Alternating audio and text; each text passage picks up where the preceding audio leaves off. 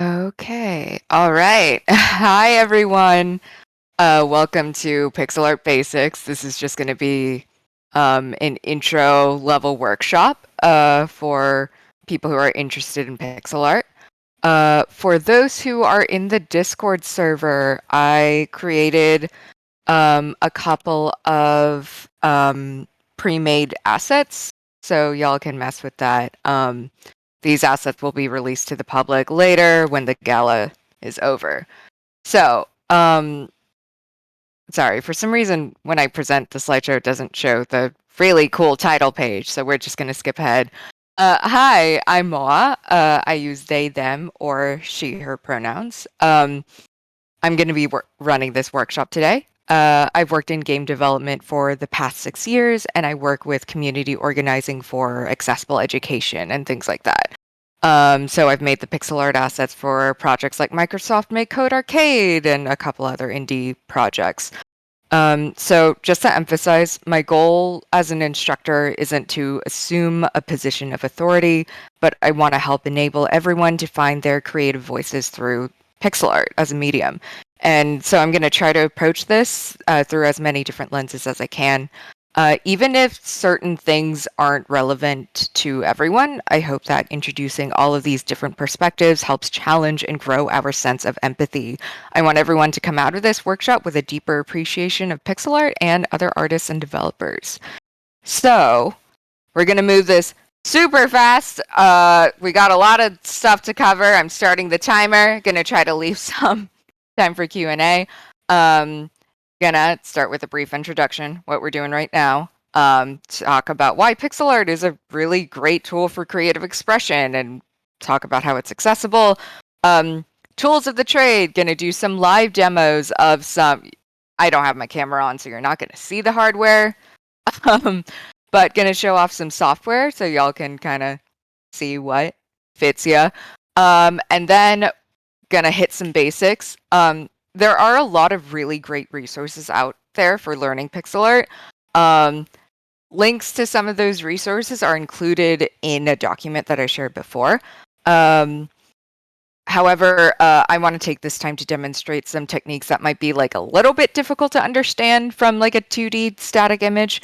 So we're going to cover line manipulation, anti-aliasing, some of the techniques supplemented by that, go over some basic color theory, maybe some tiling, who knows? Gonna cover some shortcuts and then wrap up with a Q&A. Although you can shoot some questions in the chat, I will try to keep track of the questions that are being asked. If they're relevant, I'll get to them a bit sooner, but I'll try to get to everyone. So, you do not have to be a pixel artist to participate in this workshop, you know. In fact, if you are a pixel artist, haha, whoops, this might be a bit boring for you, but it's really cool that you're here. If you want to share any references, share any tips, experiences, please, please, please share all of your takes in the Twitch or Discord chat. In the same way, you don't have to be a pixel artist. You don't have to be a visual artist in general, and I will die on this hill. In the same way that you can make a video game without knowing how to code, you can make pixel art without knowing how to draw, right? I'll get more into that in a little bit. A lot of art will be provided for you, and it's in that Google Drive link that I shared a bit earlier. So, accessibility, baby! So, I really like using pixel art as a platform to teach kids game development. You don't need any fancy hardware to use it. Using your computer mouse is just fine. Nearly every like computer or tablet comes with a free application that can be used to make pixel art. A lot of industry, like professional people in the industry, still use MS Paint. It's fine. MS Paint is the perfect software. And like I mentioned before, you don't have to be a really talented like Illustrator to get into pixel art, right? Low barrier of entry. Pixel art is really great because it doesn't have to be realistic or even like technically precise. It just needs to read. You don't have to be a master of realism. You just need a consistent and understandable visual logic. So I have this example in this slide here. This isn't anything special. Like anyone here could easily make this, right? Really simple shapes, really simple colors, just 4 colors. Um, Even that little main character guy, just like a square with a bunch of circles and more squares on it, right? Think about Kirby. Think about all of the really simple designs in previous video game, in like the golden era of games, right? I think that the priority for anyone who wants to work in visual communication is just to understand their best visual language for expressing themselves. So we're going to get into tools of the trade, going to show off some hardware, software, just to start with some of the free stuff. Browser-based pixel art editors are a thing. This is especially useful for, are you using your school's computer and you're not allowed to download anything? This is fine. Pixel art comes with like kind of like an online community of its own. You can click through the gallery, check out other artists. You don't need to make an account. You can just go ahead and start drawing. It comes with animation tools. It has a pre-made palette, which is really great. You can work with layers, all of these really cool things. For those of you who really want to work with more traditional limitations, like, oh yeah, like I really just want to make something for, I don't know, like the Game Boy or whatever. Low Specs Editor is has a lot of like preset things that can like allow you to kind of work within more traditional restrictions if that's more of your flow. Either way is valid. Just try both out, see what you're into. Oh, sorry, really fast. As far as the hardware that I'm using to make pixel art, I'm going to be using a combination of a computer mouse, not any fancy mouse. It's like a $10 mouse that I've been using for a while. I'm also using my bamboo tablet, which is the same, like, you know, those little tablets that are just like bricks, don't have a screen. I'm using the same one I've used since like high school. Works perfectly fine. You can use a trackpad. You can use a trackpad as well. I just recommend if you are going to use a trackpad to make pixel art, please take a lot of breaks, stretch your wrist. It's going to give a bit more strain than if you use like your computer mouse. Right. Sorry. Where was I? Oh, right. More software. So, we're getting into the paid stuff now. I like to use Sprite for animating pixel art. Sprite is great in that it has a really strong user base, and everything about it is designed for pixel art workflow. So you can load a bunch of custom scripts. You can do a lot of stuff with the palettes. You can create a palette from the default sprite, for example. Save that palette, reuse it for your other assets.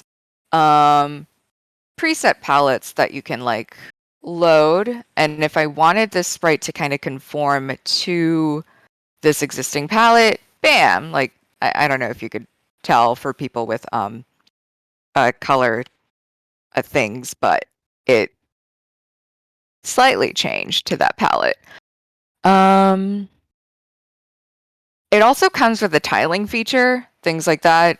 I don't have that loaded because I actually don't use Sprite that much for full-on pixel art rendering, and I'll get to that in a bit.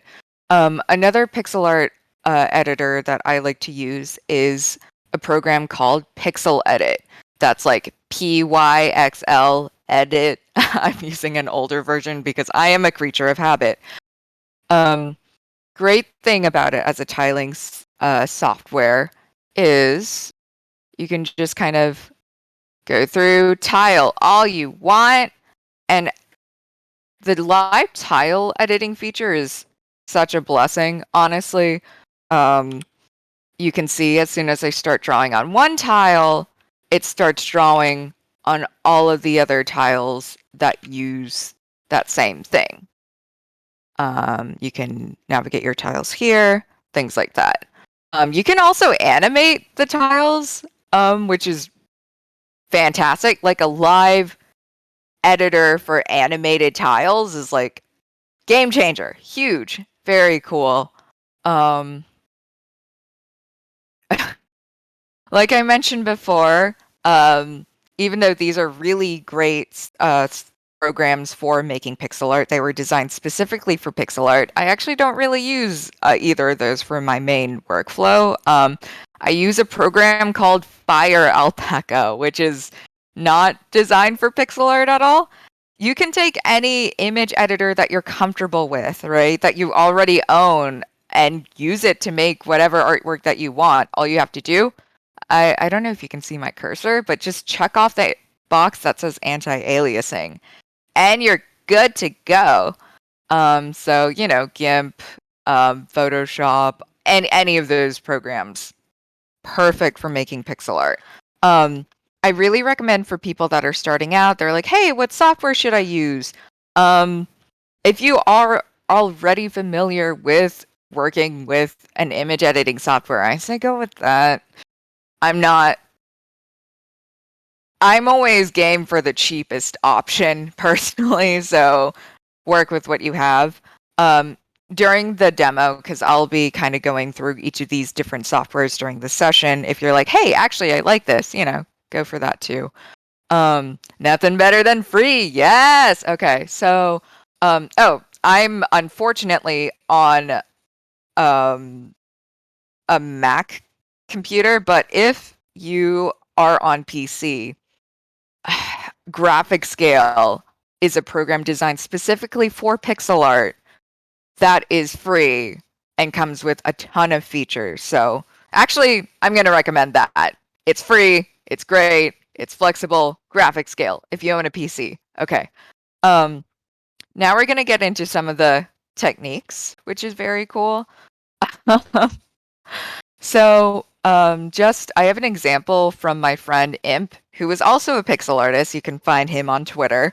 I don't know if y'all recognize this sprite, but this is a sprite from WarioWare. So anti-aliasing, which is a word you may have heard me use before, anti-aliasing refers to kind of the smoothening of, in a visual arts context, right? The smoothening of line, right? So you can like see the difference. Oops, for sorry, I'm switching around so much. You can see the difference between a line with automatic anti-aliasing, kind of like you can see all these like extra pixels added on the side to create the illusion that it's like this like smooth thing, versus when I turn anti-aliasing off, you can see all of those blocks. Traditionally, and again, you don't have to stick to tradition, but having that control is really satisfying. Pixel artists do their anti-aliasing manually. When you do your anti-aliasing manually, you can really lean into some of the optical trickery and tomfoolery that happens within the medium. So back to Imp's really fun edit of this sprite. Just so you know, both takes, both spins on it, valid. You know, this is an incredible bird just by itself. But you know, just by adding a little bit of shading, you can see some anti-aliasing here across, you know, little bit of blending. It looks like a completely different sprite, even though the skeleton is pretty much the same thing. And I can say like confidently, like I can recognize this specifically as imp style, which is a really, really cool thing. So we're gonna get into anti-aliasing because it's kind of kind of a weird concept. So I love anti-aliasing. We're going to be staring at a lot of lines. I hope that's going to be fun. So before we get into any of these techniques, it's a really good time to remind you of the obvious, which is that pixel art is just a bunch of squares. It's really important to kind of be reminded of that fact because the geometry of squares, mathematically, that is going to affect the techniques that you can use. So I'll get into it a bit.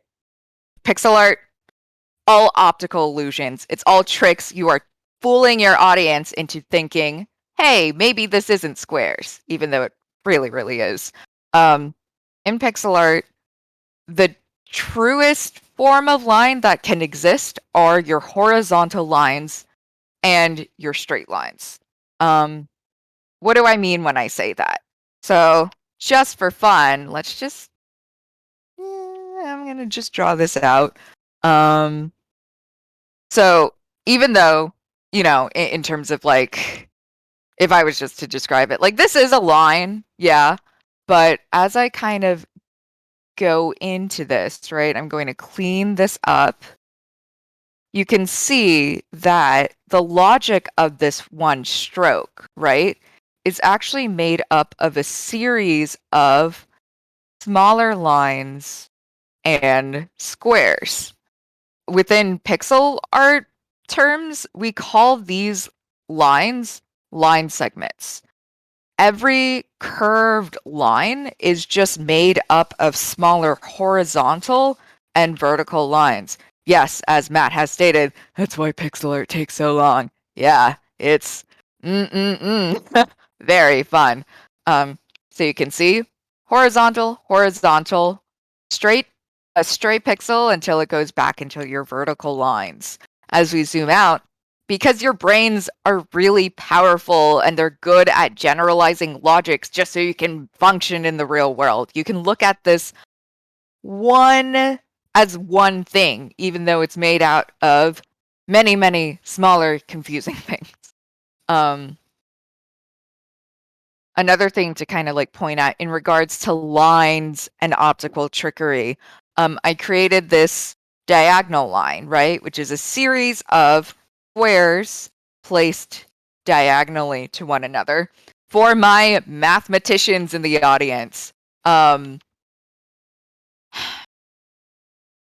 this will be a fun time to flex your math skills. When we zoom out and compare all of these lines, your horizontal lines and your vertical lines are just going to look thicker than this diagonal line, right? That has to do with the fact that this isn't, like I mentioned, a true line, right? This is made out of so many different little squares that virtually have no contact with one another. With a horizontal or vertical line, you have the sides of each pixel matching up so nicely next to another. But again, mathematically, the amount of contact between one corner of one shape to another is crazy nonsense. As I can say, as not a mathematician. If any actual mathematicians want to paste some numbers in the chat, that would be that would be fun, I think. And take some time to compare how thin this line looks next to, let's say, a line that's kind of in between that angle, right? So we have, your horizontal and vertical lines. Your diagonal lines are going to be kind of perceptibly at its most thin. But what about the lines in between that 45-degree angle, right? They're going to look thinner than your true lines, but they're going to look thicker than your diagonal lines. Again, that has to do with the logic of pixel proximity and the amount of contact that one pixel has to its neighbor. Does that make sense? Is that fun? So fun. Okay, sorry. There's still a lot more anti-aliasing stuff to go over. We'll get to that in a bit. So there's a lot of different ways that you can anti-alias the same line, and it's going to completely change how that looks. So I have one of my favorite types of line, and every pixel artist has a favorite type of line pattern. I say that sarcastically, but it is unfortunately a true fact. Because anti-aliasing is the smoothing of one value to another, I'm going to try to average the color identity of, let's say, this pixel to its neighboring pixel. So what's between black and white? Gray, or it doesn't have to be gray, but I'm picking gray for this example. So I'm going to keep this one line as my control. And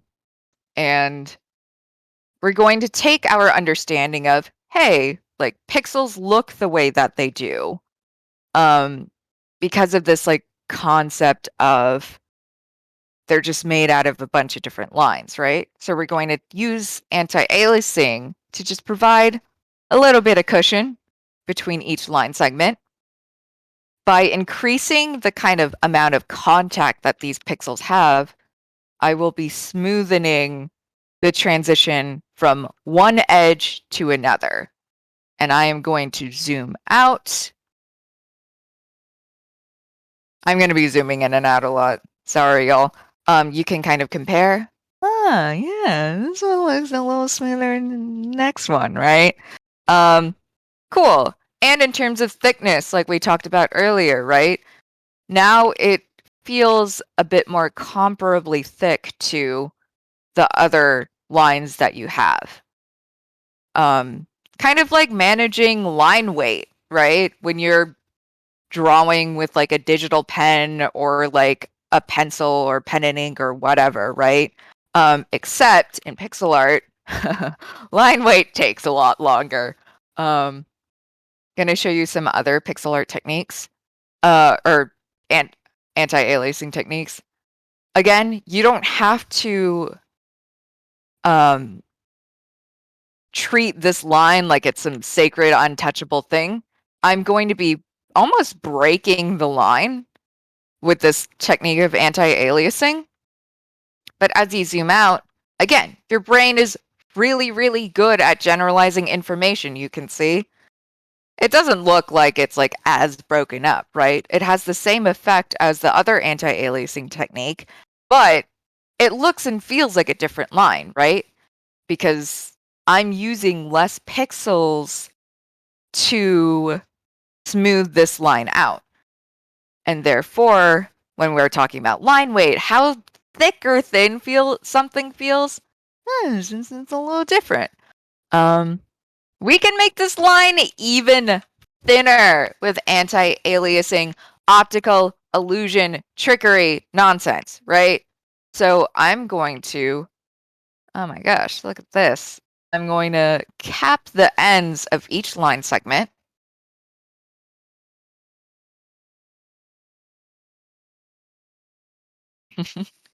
And as I zoom out, oh my goodness, that is the thinnest line here, right? And you can even say that this line is more comparable to the line thickness of this diagonal line. Does that make sense? Does that make sense? Of course, you don't have to anti-alias using only like one midtone. You can do it with as many midtones as you want. Personally, this is a personal style choice. I like to just stick to like 2 midtones. I find that as soon as you get to like a lot of midtones, things start looking too smooth for my liking. So, anti-aliasing with 2 midtones instead of just the one. Let's see how that looks. I can use a combination of this technique and this technique to create a very smooth line. I'm going to make this a bit lighter. Personal preference again. I'm capping these edges. I'm putting in a really light midtone to average stuff out. And as I zoom in, or zoom out, you can see, oh dang, right? It looks completely different than any of these other lines. And that's the really, really cool thing, that as soon as you get into manually anti-aliasing, there are so many different ways to express a line's identity. Last one, just for fun. Within the same line even, I talked about expressing stuff through line weight. I can make this line look like it's not straight, if that makes sense, just by manipulating things through anti-aliasing. So, as I'm just kind of adding a bit more on here, let's try this. Oops. And I'm going to push this a bit up, push, zoom out. And it looks like this has a bit more weight than its bottom half, right? The more you kind of get into anti-aliasing, the more that you can master some optical trickery.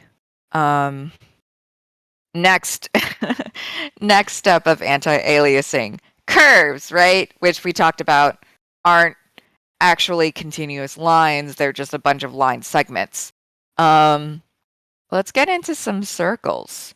Remember how I emphasized pixels are squares, which feels like a very obvious fact. That absolutely 100% is going to haunt you when you are making anything curvy. Because the truth is, the best circles in pixel art are often just squares in disguise. And we're going to dive into that right now. These are both circles that are 12 by 12 pixels, right? This circle on the left, you can say, oh yeah, up close you're like, yeah, it's a pretty good circle. Circles are terrible, but they can be fun. So with this circle on the left, we're talking about, let's revisit line segments and how the breaking of a line affects how it reads from a distance, right? We got a 4, 2, 1, 1 curve, back to a 2, back to a 4, 4, 2, 1, 1, right? Versus the circle on the right, which up close looks a bit more squarish, right?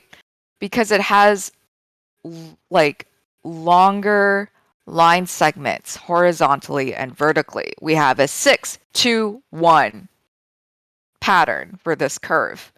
There are a lot less breaks on this circle than this circle, right? And you can kind of see that in full effect as we zoom out. Because this has less line breaks, it reads very differently from this, right? The more breaks, the jaggier something can feel. Again, if you're like, oh, but I love this, fine, you're good, you're gold. But let's say, just for today, we hate this. We hate this and we want to smooth stuff out with our cool anti-aliasing skills. So, like I mentioned before, there are certain lines that just read a bit cleaner, which is going to be our horizontal lines, our vertical lines, and honestly, diagonal lines, even though they are really thin, sometimes they just read the best, right? So we're going to apply that logic to how we apply our anti-aliasing. I'm going to go over this, breaking the line,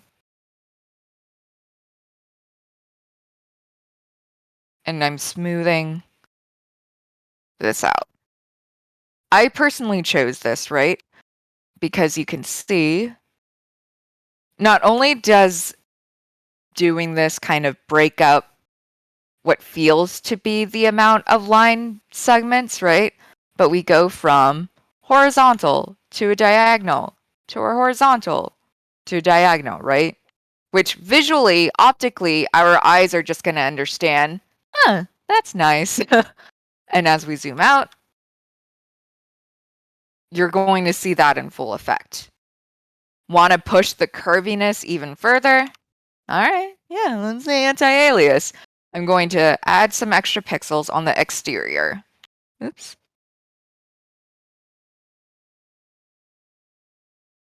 Add this to the edge. I'm zooming out. What a great looking circle. Very cool. What about our circle on the right, which uses less line segments and is like a bit more square? It's going to use a bit less anti-aliasing because it's not trying to hide that it's made up of squares, and that just is going to make your life so much easier as an artist. So I'm glad this is helpful. So let's get into it.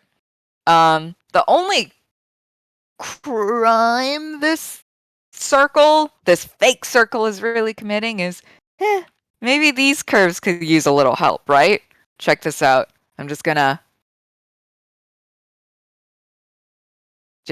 this is all this baby's gonna need.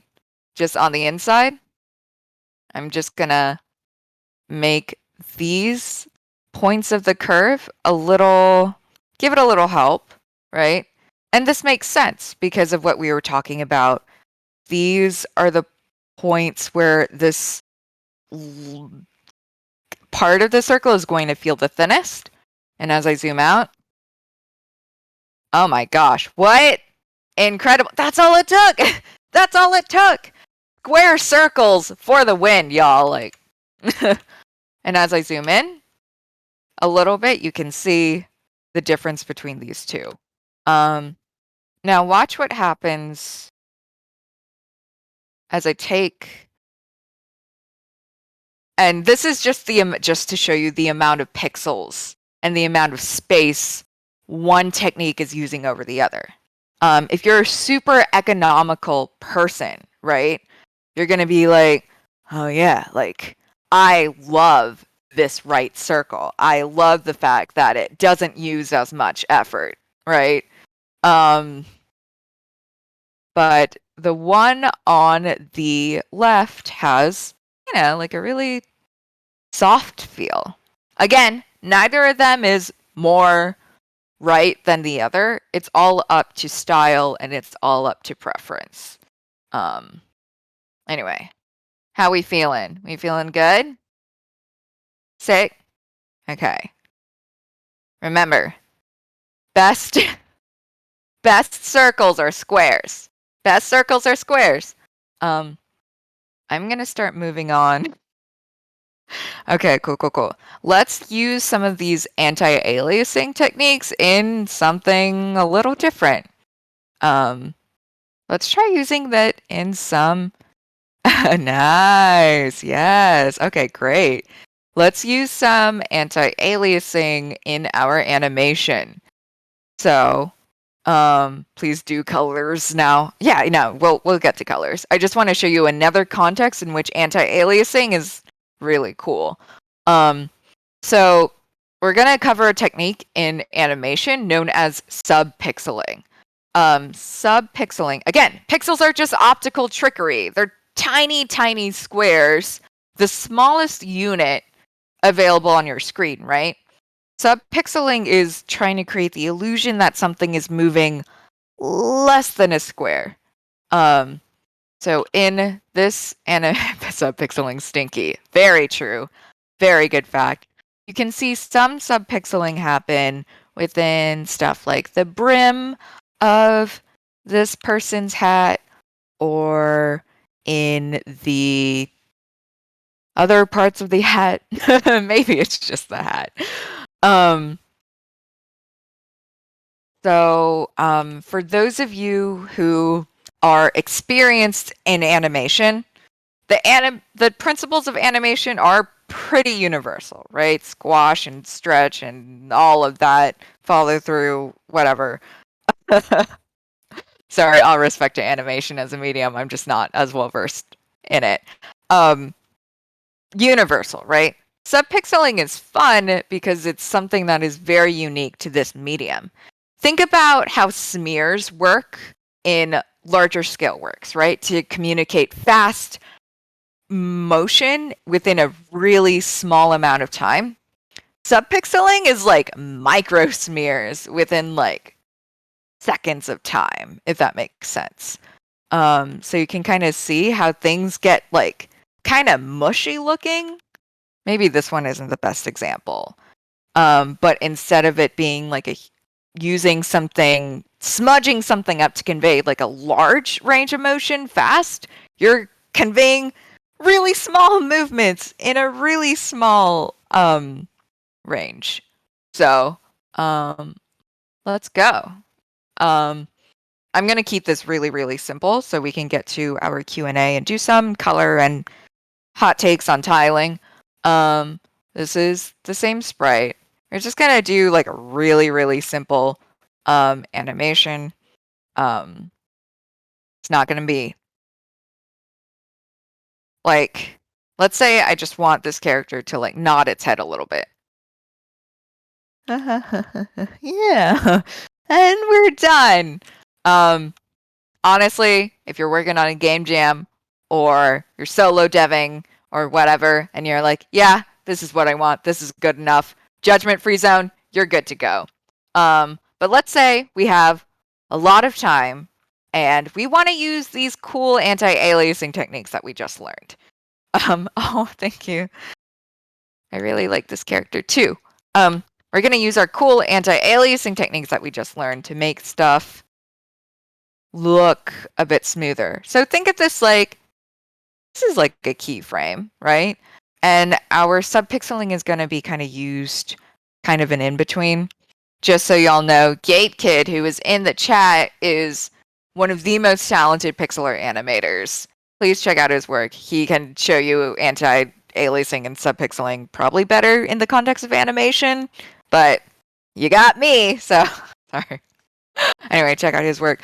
So kind of think about how anti-aliasing is the averaging of values, right? So we know where one pixel is going to move to the next. I'm just gonna add some nonsense. Oh, sorry. I keep accidentally pressing keys. I'm gonna move stuff down, move stuff all around. And notice how I'm not exactly redrawing anything, right? I'm kind of moving around different color fields. Maybe moving some stuff down a bit. And you can see. And when I play that, okay, I'm going to change this decision I made with this hat here. But y'all can see what I'm kind of talking about, right? In regards to the kind of averaging of values using subpixeling and anti-aliasing. So it like looks a bit smoother than just moving the head up and down, right? And I can add as many frames as I want, right? I can subpixel forever, which is so fun.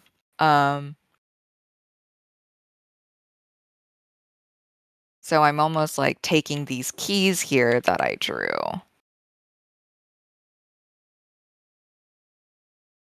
And I'm just like adding a bit onto them.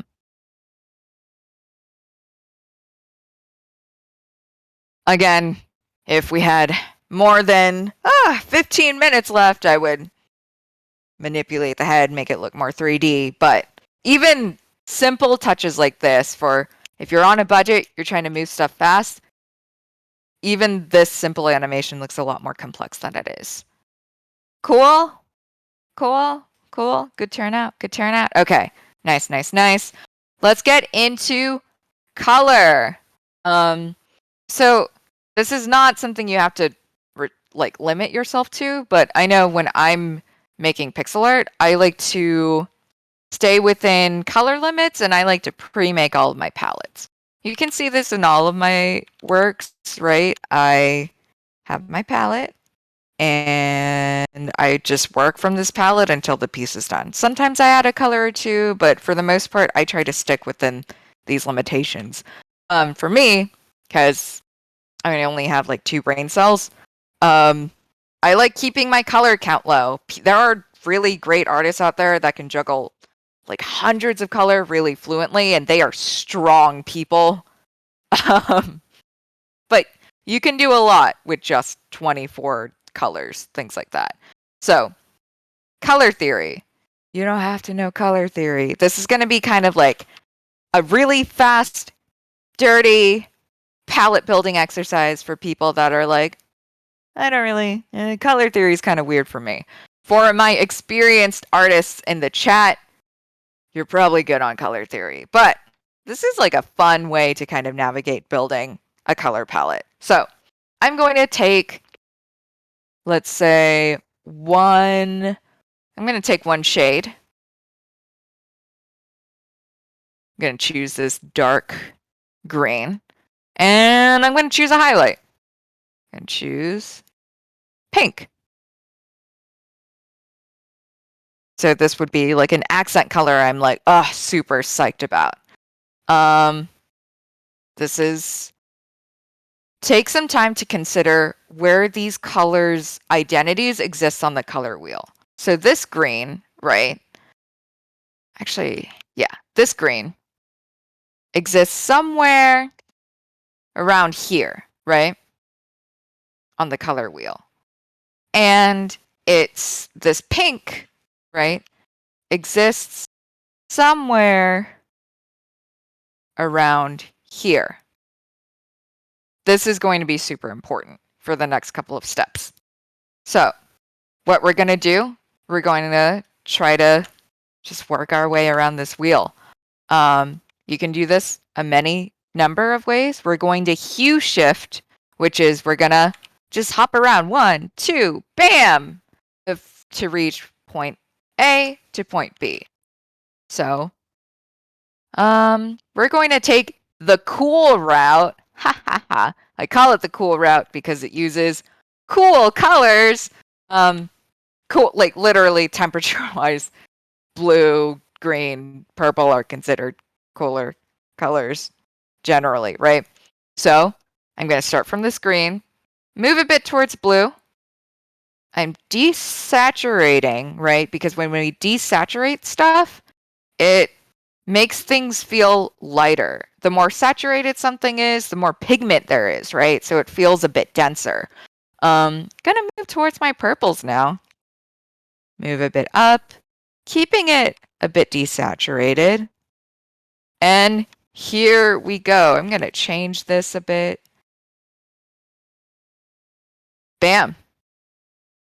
We have 4-color palette. Done. Easy. Right? And this was done through navigating this way around the color wheel. Okay. Nice, nice, nice. But like I mentioned, there's so many different ways that you can kind of average out these colors, right? So I can take the same 2 colors that we picked, this, and remember we're starting maybe like around here, and we're trying to end up somewhere around here. We can take the warm route around the wheel, right, to average these. So instead of hopping to blue, I'm going to take a step towards yellow. Done. Cool. Not. You can see I'm still keeping this. This is a personal choice. There's not really a logic to it. I'm keeping this like relatively saturated. I'm not adding more white or gray to it. And now I'm hopping towards my oranges, my reds. And here we go. Right? It's pretty good. We have 2 different palettes made with 2 different color logics. This kind of like family of colors is known as a ramp, right? Think of it like, you know, when they're teaching you like addition and subtraction for the first time, and like they teach you about number families and 4 plus 3 equals 7 and 7 minus 3 equals 4, like what, like number trees, right? Same logic applies to colors. You can have ramps with a lot of color relatives, and the more shared kind of like relatives you have, the more harmonious a palette is going to feel. Does that make sense? Does that make sense? Okay. So we talked about, hey, this is like one ramp, right? We can push this more, and let's say, I don't want to work with just 4 colors. I want to work with many colors. Let's start with this, right?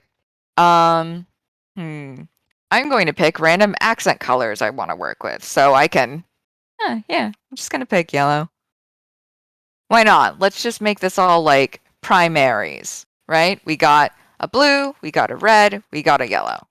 Why not? We're doing the same thing, right? Where we're averaging values and taking a trip around the wheel. This is a palette with like cooler identity, right? Because we started from here and we worked our way around the cool end of the color wheel. So what I can do, I can stick to that logic with the rest of the ramps in this color palette, and I can still work my way around the cool side, right? So I can take a really convoluted way and just go all the way around to reach yellow, even though it's right there. You'll find that the more weird your route gets, the more you're going to have to kind of desaturate some color choices, right? Just because color identities are a weird thing. But that is fine. That is fine. So you can see this is one ramp here, and this blue is going to be pretty good. Just step it here, and step it here. Just average how we understand these. Oops, why did I lighten that? Okay, just average these values. And ta-da, we have a full cohesive color palette. But fun fact, you know, because pixels are at such a small scale, when you zoom out, sometimes you don't even notice the difference between colors, right? So take notice of this color and this color, right? Even though they're very different colors, I'm going to zoom out like forever. It's like, okay, I mean, relatively, it doesn't matter, right? If you're like me and you don't like working with more than like a couple colors at a time, just take the colors that seem like a bit redundant and then change it like this. So when you're blending from one color to another or anti-aliasing, you can be like, oh yeah, right? So now we have a color palette with 1, 2, 3 ramps, right? But these 2 ramps share 2 colors. Ta-da! You don't have to have a bunch of ramps that like share colors. In fact, the more distinct ramps that you have, like for example, I made all of these ramps using the same kind of like color transition logic of making stuff cool. If I felt really edgy, I was like, oh my God, let's push it. And I wanted to take yellow and transition this color to yellow using warm colors. Just through the logic of like, you know, how colors work.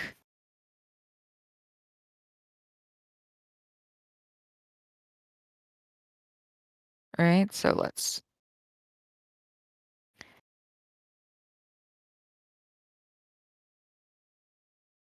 You can see before. Oops, sorry. If you compare, right, these palettes where this is a bit harmonious in terms of its hue shifting logic, in terms of like how many ramps share the same colors, right? Versus this color palette, which has like, this ramp sticks out like a sore thumb, right?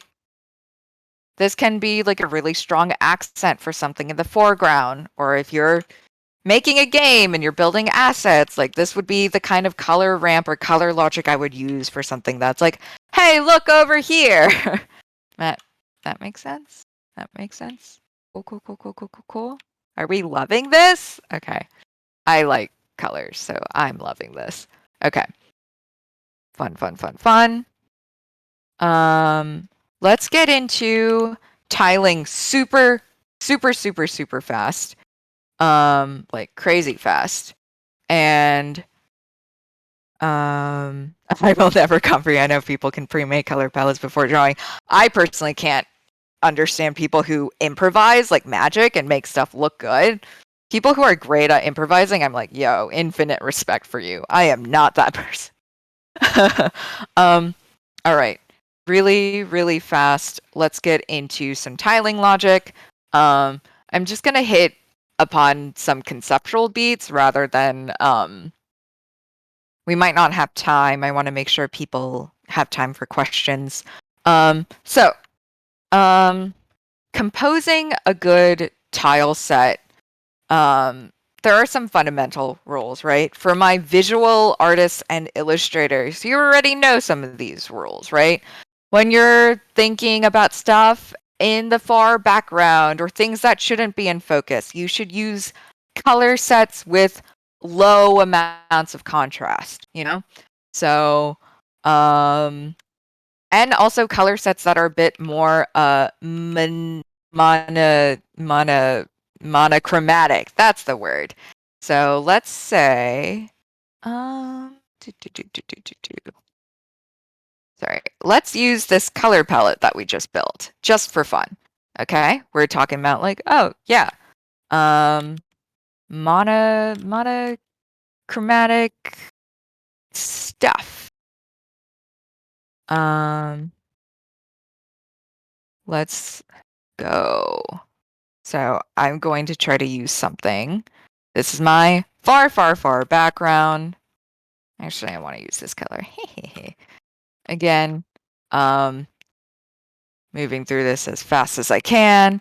Let's pretend these are mountains and this is a cloud, sure. Clouds.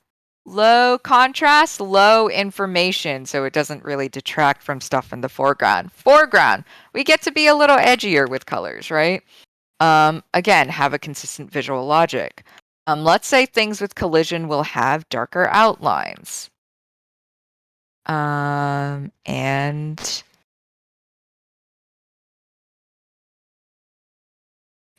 sorry, I'm adding colors as I go. Up to personal preference.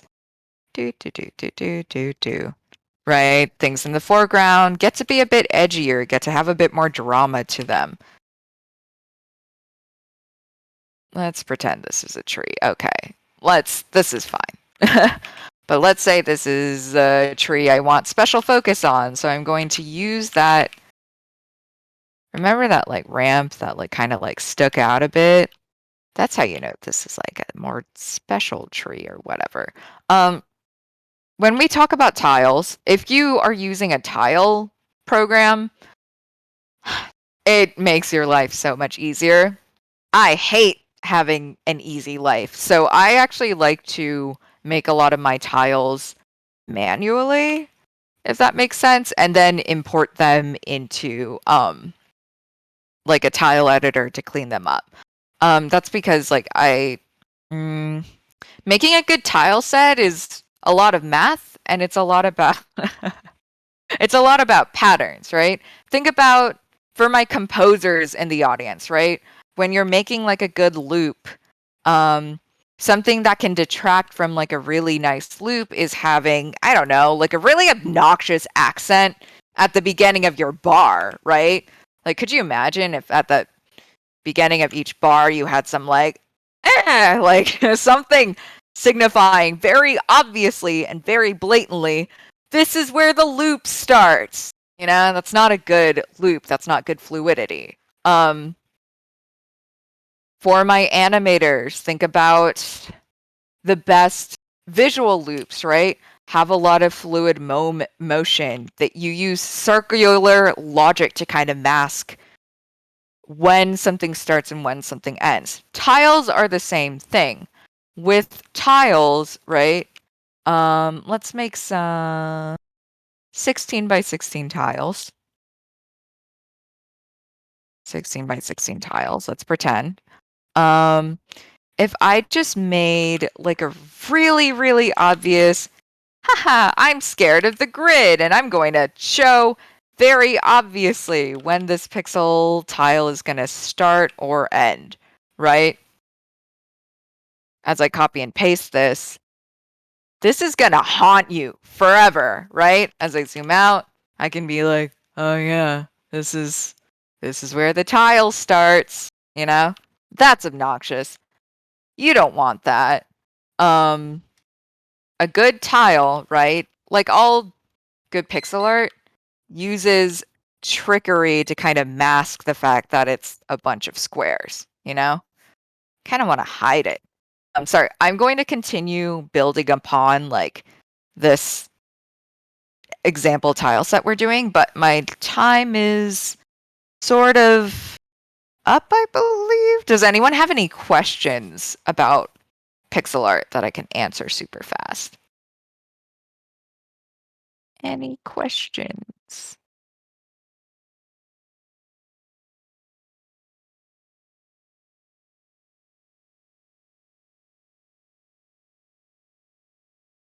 Sorry, I need to check the chat. Sorry. Got 5 minutes. Okay, 5 minutes for questions. 5 minutes.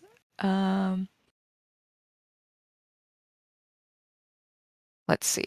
What else is fun? Oh, yeah. Just a reminder for people that are in the Discord server and have access to all of the cool, fun assets. I made like a tile set specifically for this event, which includes the tile set. Oh, sorry, that's not a tile, but that is included, which includes like the tile that you got to see like during my presentation.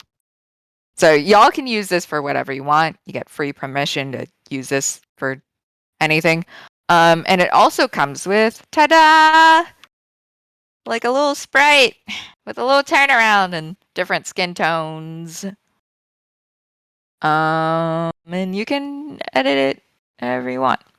What are some pixel art projects that inspire you, and what are some of the oh, great question. Pixel art that inspires me consistently. I think some of the pixel art for Advance Wars is some of the funnest and best out there. I think that learning about games from like the golden era that had to deal with like really weird technological limitations and the ways that artists kind of made that work for them is always like a really incredible thing. I wish I could be that innovative. My favorite pixel art project that I've worked on so far, I've designed a couple of pixel art assets for a project called Microsoft Make Code Arcade. It's like Microsoft's version of Scratch. What I really liked about that project was it wasn't just about making pixel art tiles that looked good. It was about making pixel art assets that like children could go in and confidently edit, right? Which are two completely different things. Making something that is designed to be moddable that anyone can add on to is like a whole different, like, it's a whole different design problem, right? And that was really challenging to work on, but that was also like some of the most satisfying. Thank you for your question. What games inspire my art style? Oh yeah, Advance War. God, I wish. Definitely picked up some techniques from other games. Like for example, the earlier Shin Megami Tensei games. Like they specifically have like a silhouette based design practice for their sprites. And that makes the design so much tighter and readable. And I know I've tried to implement that kind of design process into my own work, and I think I've gotten better because of it. Beginner stuff for newbies to do. Yes. So cool thing for beginners, and it depends on where you're coming from as an artist. If you're already an experienced visual artist and you like to draw, I really, really recommend getting like some of your existing artwork, scaling it down, and then like tracing over it and recreating it, if that makes sense. For people that are like really new to pixel art and art in general, work small, develop your kind of visual voice first. The cool thing is, even if you aren't great at like illustrating, everyone kind of comes with, oh, I know when something looks bad, right?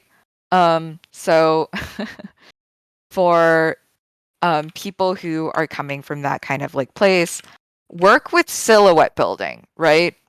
Which is silhouette building is don't worry about lines. Like we talked about in pixel art. Lines are kind of nonsense. Yeah, Among Us. See, you recognize that silhouette right away.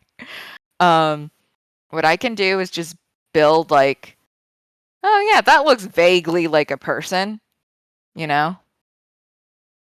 And then I can make a sprite just from this. There are actually a good decent amount of like pixel artists that, sure, some of them like have illustration backgrounds, but honestly, some of them don't. That's fine. Okay. Cool.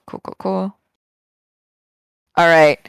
Thank you so much, everyone, for your time. This was such a pleasure. Good luck with making your own artwork, and please check out all the other incredible events that we have going on with the Black Card Gala. And yeah, great turnout. Have a nice day. Bye.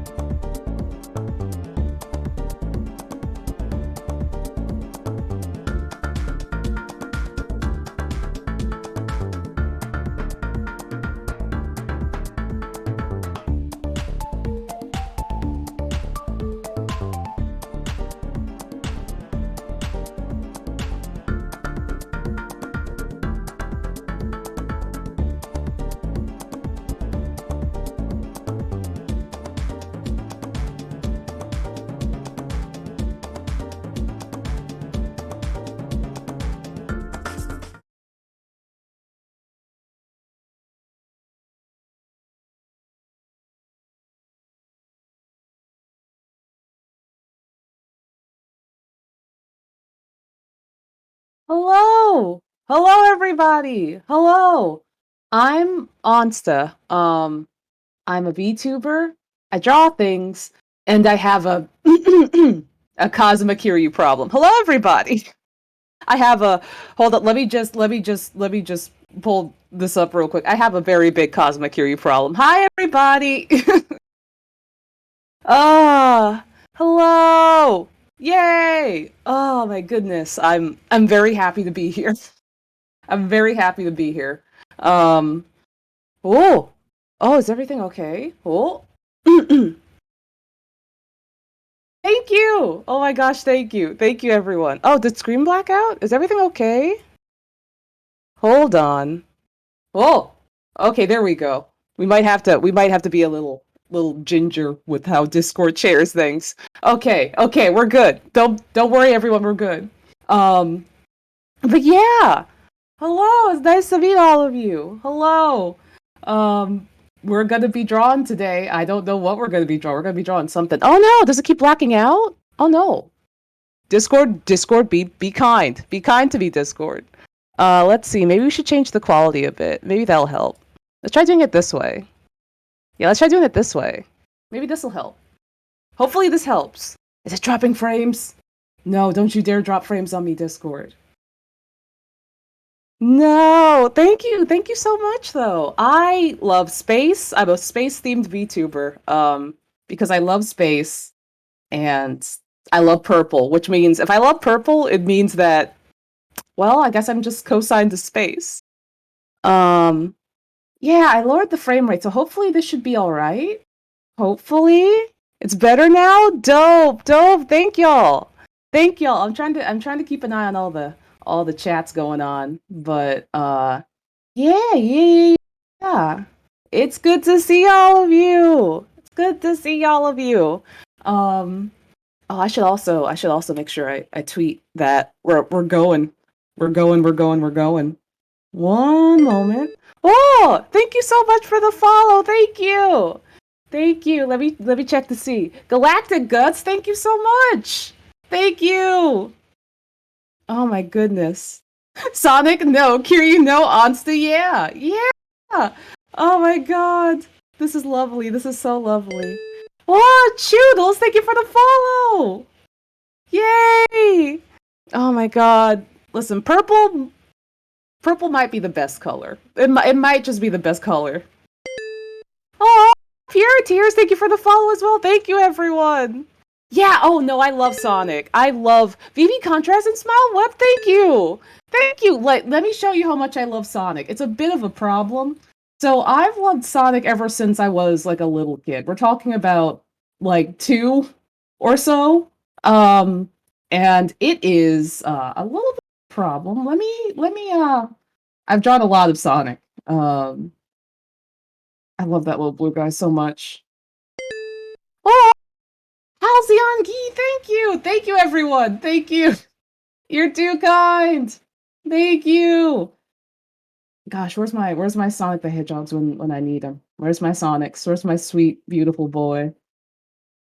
He is... Whoa! Eternal Second Kira, thank you! Oh my goodness, everyone! Demo Heart Studio, thank you! I found my Sonics. Everyone, don't worry, I found my Sonics. I found both of them. So here's one of the pictures I did, with Sonic. Coffee fan, thank you! Thank you! Because I'm just like, man, you know what I miss? Sonic the Hedgehog. And here we are. Smooshki, thank you! Did you watch the Sonic stream? I wish they'd do it again.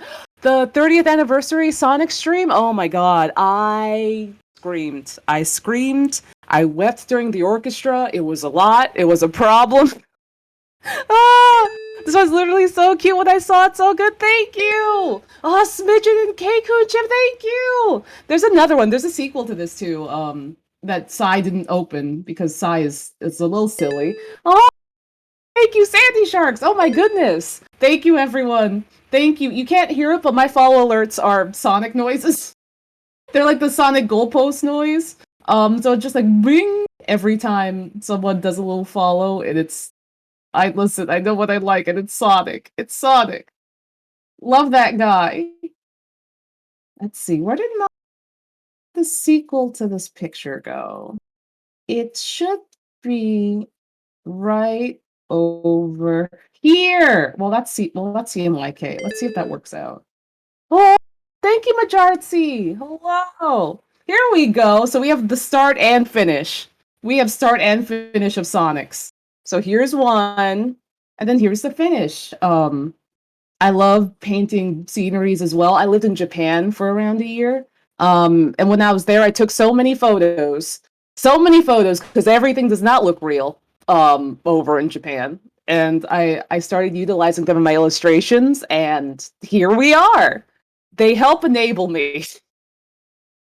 Yeah, I love playing Sonic games. They're so much fun. They're so much fun. We can hear it? Oh, snap. Oh, hell yeah. That makes me really glad that you can hear it. I also have Station Square going. I don't know if anyone can hear Station Square just going in the background. Yeah, I can post in the chat as well. Hold on. Hold on. Hold on. I also have emotes. Here I am. There I am. There I am, Gary. Oh. Oh, lo-fi. Wow. That sounds lovely. I should probably pause my Station Square.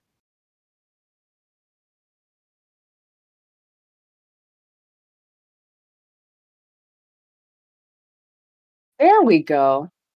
Having Station Square going is my default state, if anyone did not know. Oh, thank you! Thank you, Spicy Mochi, thank you! But yeah, I have a Sonic problem, I have a Kiryu problem, I have a Sega problem. Kiryu's here. Lots of good email. Hi, Weeb, hello! Oh, no worries. Station Square was, I think, might have been going just for me. I'm not sure why. Oh, Nightmare, thank you. I'm not sure why the stream sounds go off, but Station Square doesn't. But Station Square can be my little secret. Hello. Oh yeah, I use OBS versus Streamlabs because of all the things that went on, and also Streamlabs would just like love to crash for some reason. It would just love to crash for me sometimes, and I was like, Streamlabs, I don't think that's very cool of you to do, Streamlabs. It's not a problem, it's dedication, that's right. I have, so I've noticed that, like, because I use Station Square for, like, when my stream is starting a lot, I have noticed that, whenever I hear Station Square out in the wild, um, I think my stream is starting. I just think my stream is starting. Oh yeah, no worries, no worries. Also, oh yeah, I gotta finish my tweet. I got distracted by Sonic. That's kind of a pattern you'll see with me. I will get distracted by Sonic periodically and often. And it's just like, well, I was doing something, but now I'm thinking about Sonic the Hedgehog. Listen to Pumpkin Hill for 60 hours a month is indeed a problem. We did so Weeb is one of my mods. One of the most dedicated and kind people to be a mod.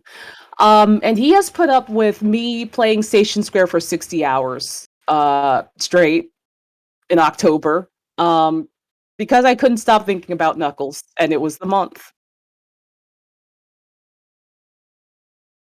Let's see, and I shall link the Twitch. Da da da. Twitch.tv/Black Card Mems. Yay! Yeah, yeah, yeah, yeah, yeah. Yeah, yeah, yeah, yeah, yeah. Yeah, yeah, yeah, yeah, yeah. Let's go. Anyway.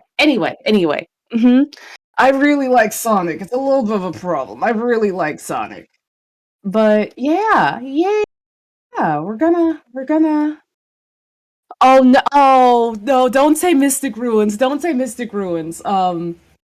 We have a we have a redeem on on the channel where for a certain amount of channel points, which we do call brainworms, you can listen to a 0.25 slowed down version of Mystic Ruins um for fun because we do that for fun. Um and it simultaneously makes everyone's brains and teeth melt, but they also love it. Judy Ty, thank you for the follow. Thank you. Thank you. Yeah, we also slow down Pumpkin Hill, and Daytona. We do love Daytona. We we have fun here. We have fun here. For fun, blink size independently in confusion. Yeah, it was Pumpkin Hill for all of October. Station Square for 40 hours, just regular week. Not a joke. Literally not a joke. Literally not a joke. It's we have fun. We have fun here. We have fun on twitch.tv somehow. For fun. Mhm. For fun.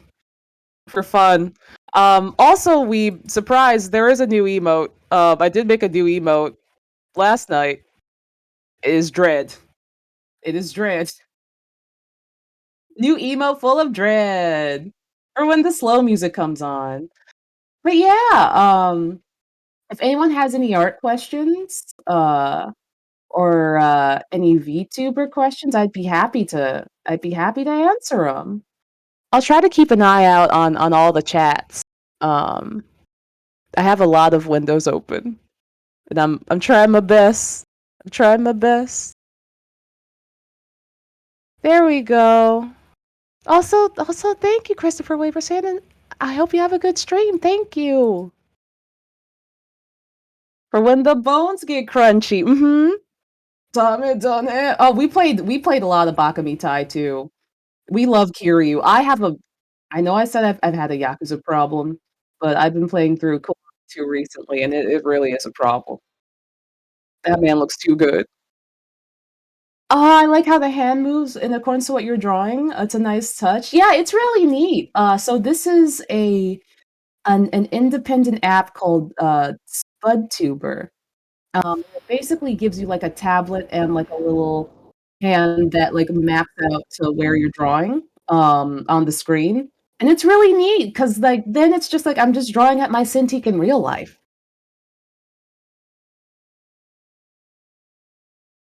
It's neat. I can't find follow button, oh no. Oh no. But yeah, yeah.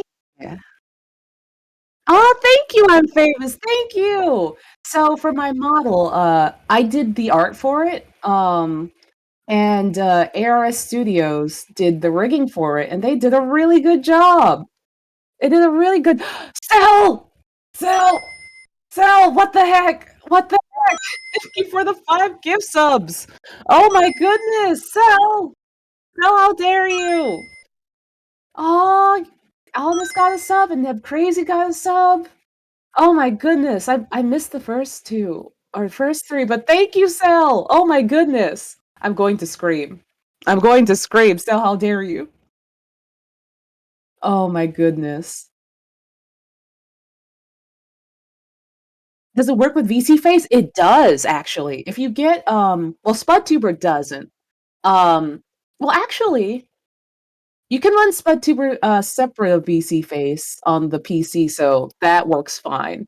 Um, But for what I use for tracking, I use, VTube Studio, and there's actually an option to use VTube Studio with VC Face as the tracker. So you just run, VTube Studio off of your iPhone or Android phone or tablet, like I do, and pop open VC Face, and you hit the option and bam. Mhm. When I checked out your Twitch channel, there's a recap highlights video playing, and all I see is a topless Cutie doing the heart emoji. Listen. I said I had a problem. I did say I had a problem. Also, Galaxia999, thank you for the follow. Thank you. It's like it's not my fault. He looks so good. It's not my fault. It's not my fault that he is absolutely gorgeous. It's not my fault. I've drawn a lot of Yakuza in the past month or so, and I've just accepted my fate. I've accepted my fate that he looks too good, and I can't. Oh, Arctic Borealis, thank you. Thank you for the follow. Thank you. I'm just like, he looks too good. He looks too good. Yeah, the blush is very sweaty. The blush is very representative of how I feel, which is sweat. Extreme sweat. Extreme sweat. Ah! Oh, I saw you as a little Animal Crossing villager. How did you make that? So I commissioned a friend of mine, Outlaw Eric, which I can listen, the power cable listen, the power cables, don't you worry about the sometimes it just happens. Sometimes this just happens. But yeah, Dogsa was made by my friend Outlaw Eric, and done in the Doig Swift Animata style. Doig Swift is very wonderful, very powerful friends of mine who have really cute bird and bear avatars, and I love them. Um, and for future hangout times and just general Animal Crossing shenanigans, I got my little animata animated by Eric, and it was cool. It was cool. Listen, I look at Kazuma Kiryu like very respectfully. I look at him respectfully. He's very beautiful and nice. He's a nice boy. Nice 38-year-old boy. Good friends. Yeah, good friends. They are good friends. They're lovely. If listen, I know this is all Onsta time. I know this is all silly Onsta time, but if you're not following Doig Swift, please follow Doig Swift. They're the best. They're the absolute best, and they're absolutely super cute. One of the most fun and creative places on Twitch. But yeah. I think I have a picture of Dogsta as well. Let's see. I think I've taken yeah, there she is. So this was done in their style, and it's very good. It's very good. I have a little cup of coffee. I'm a little dog. Uh, I also have a Dreamcast controller. Very good. Ah, yes, 10% opacity Kiryu is always with us. Oh yeah. Yeah, y'all do see him, huh? Y'all do. Let me just take care of that for y'all real quick. Here he is. Here he is. He is like watching over us. He is watching over us and keeping us safe at all times. Um I love him.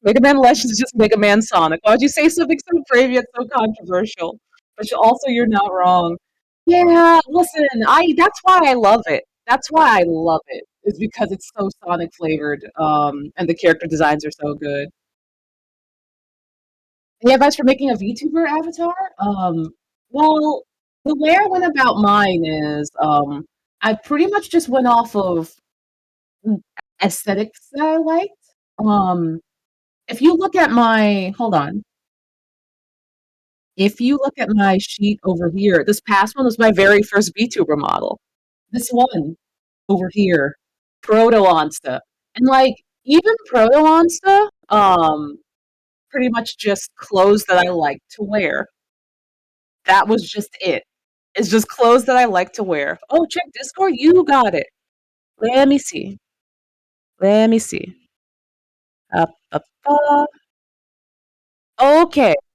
Everyone, I'll see you later. We're gonna go switch over to the black and brown streamers panel. I'll see you later. I'll still be streaming in the Discord though. If you want to hang out and watch me draw in the Discord. Yeah, yeah, yeah. Yeah, yeah, yeah. Gal's gonna be great. The gal's gonna be great.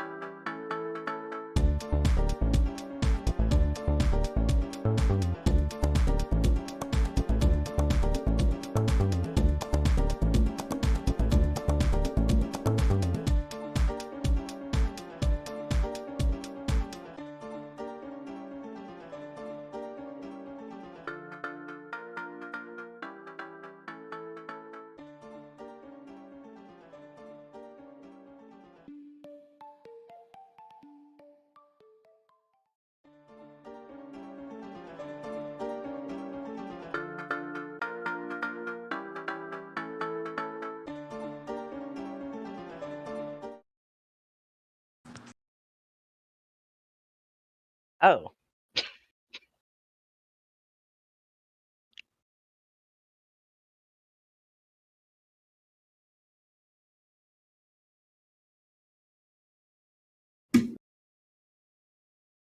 Hello, hello, everyone. Welcome. Welcome to the Black Card Gala.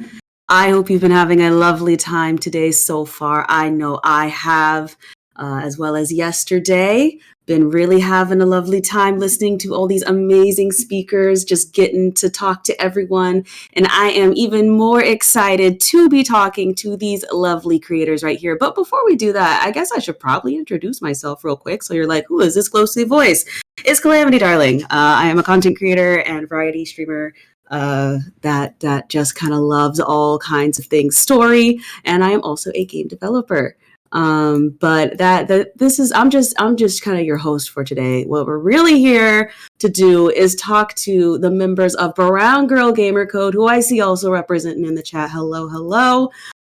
We are going to talk with them here today. So to get started, and y'all don't make me pick now, because I'll pick, but I want you to introduce yourselves, your preferred name, your pronouns, how you identify, and then what specifically it is that you do here in this space. I told you I will pick. I can go. Okay. Took everything out of me just now. But hi, y'all. I'm Valkyrie Vice. I'm a variety streamer here on Twitch. You can call me Valkyrie, Val. I'll respond to all of that. I guess you can call me Vice, but I probably won't know you're talking to me. So maybe not. My pronouns are she, her. I am Afro-Latina. I'm Black and Puerto Rican. What was the other thing I had to share? Just what you do. What you like to do. What you about? Like I said, I'm a variety streamer, so I stream a ton of different games. I play a lot of Kingdom Hearts, Apex, Dead by Daylight. Those are really the three main games you'll probably find on my channel, but I do love horror and action adventure games. So yeah, just a lot of games that can cause some good chaos in. Good chaos. We love to see it. I guess I can go next. So, yes. Hi, my name is Madam M, but you all can just call me M. I am a content creator who really loves FPS games, adventure games, and story games.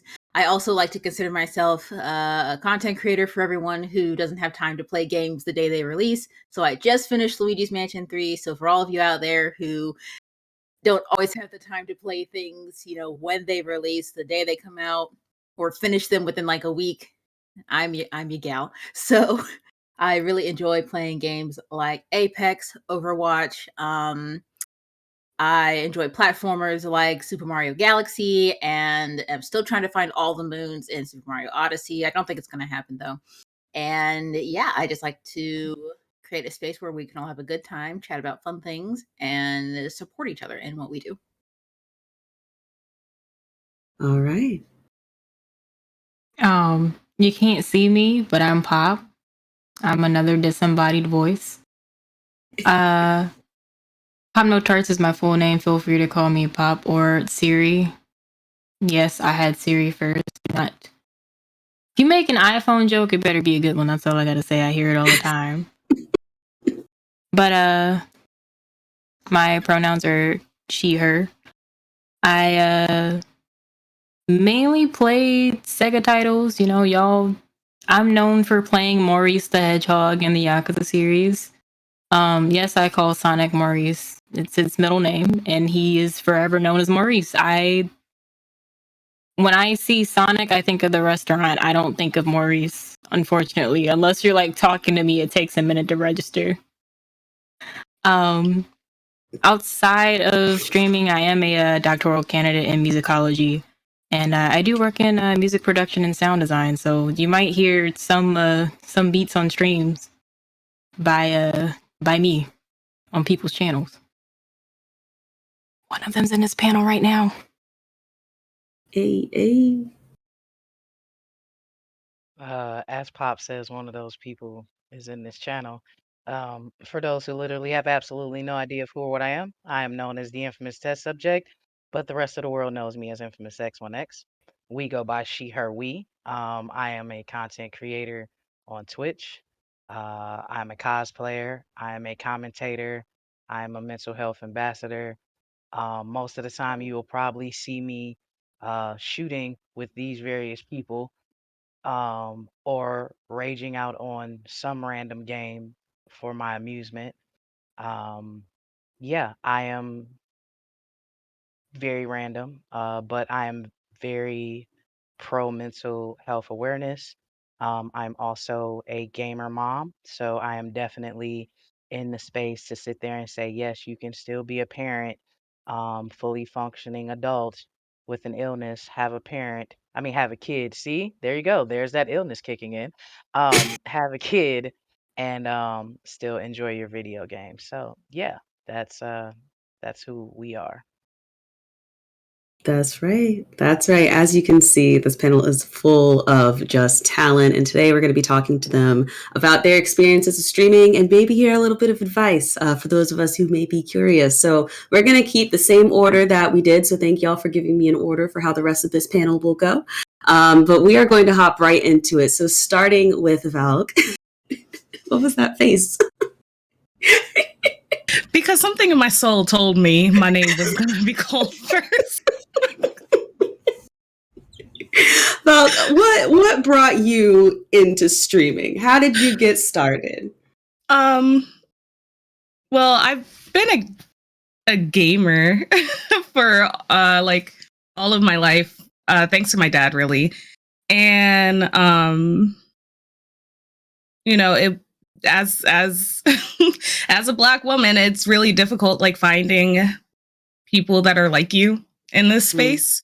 Or at least it was. I can say that, thanks to organizations that are like built specifically for us, it's a little easier now. But growing up, I never had any of that. And so I found out about Twitch and then I was like, oh, people are playing games on this?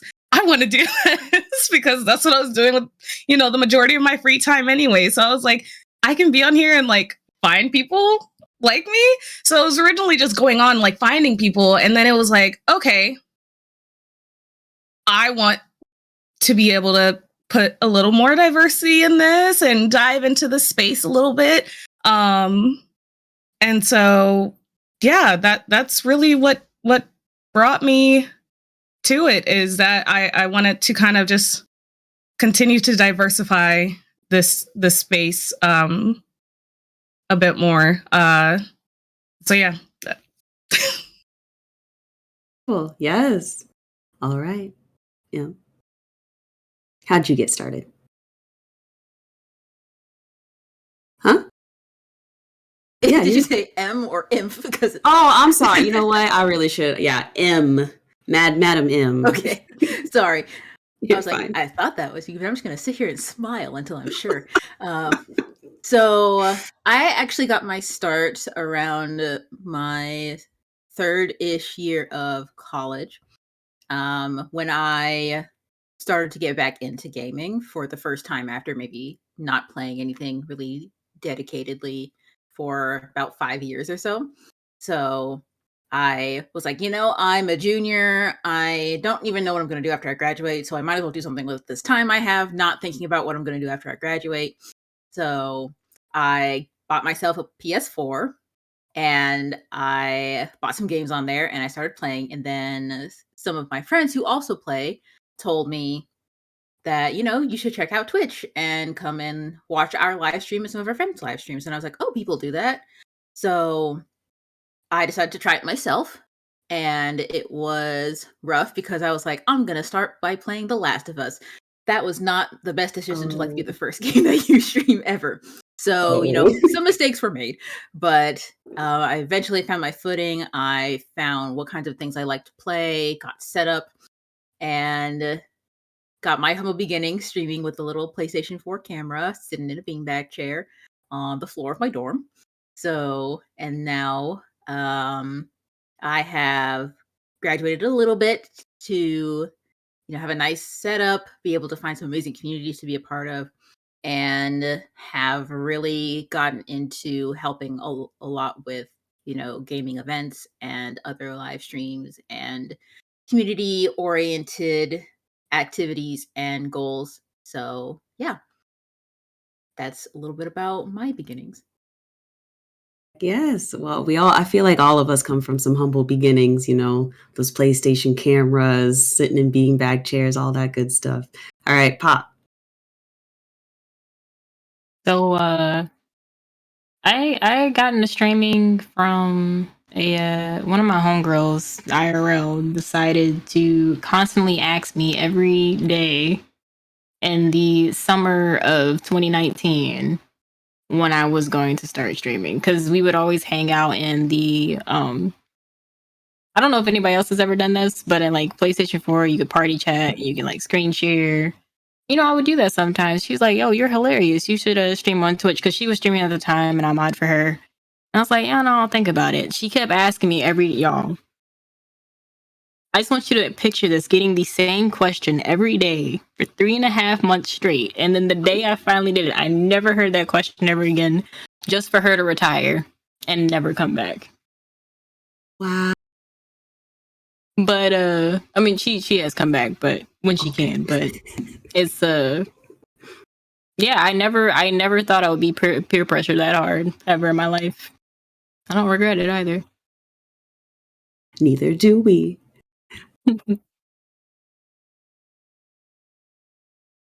Go for it, Imp. Yeah, I was like, I guess this is my turn. It's you.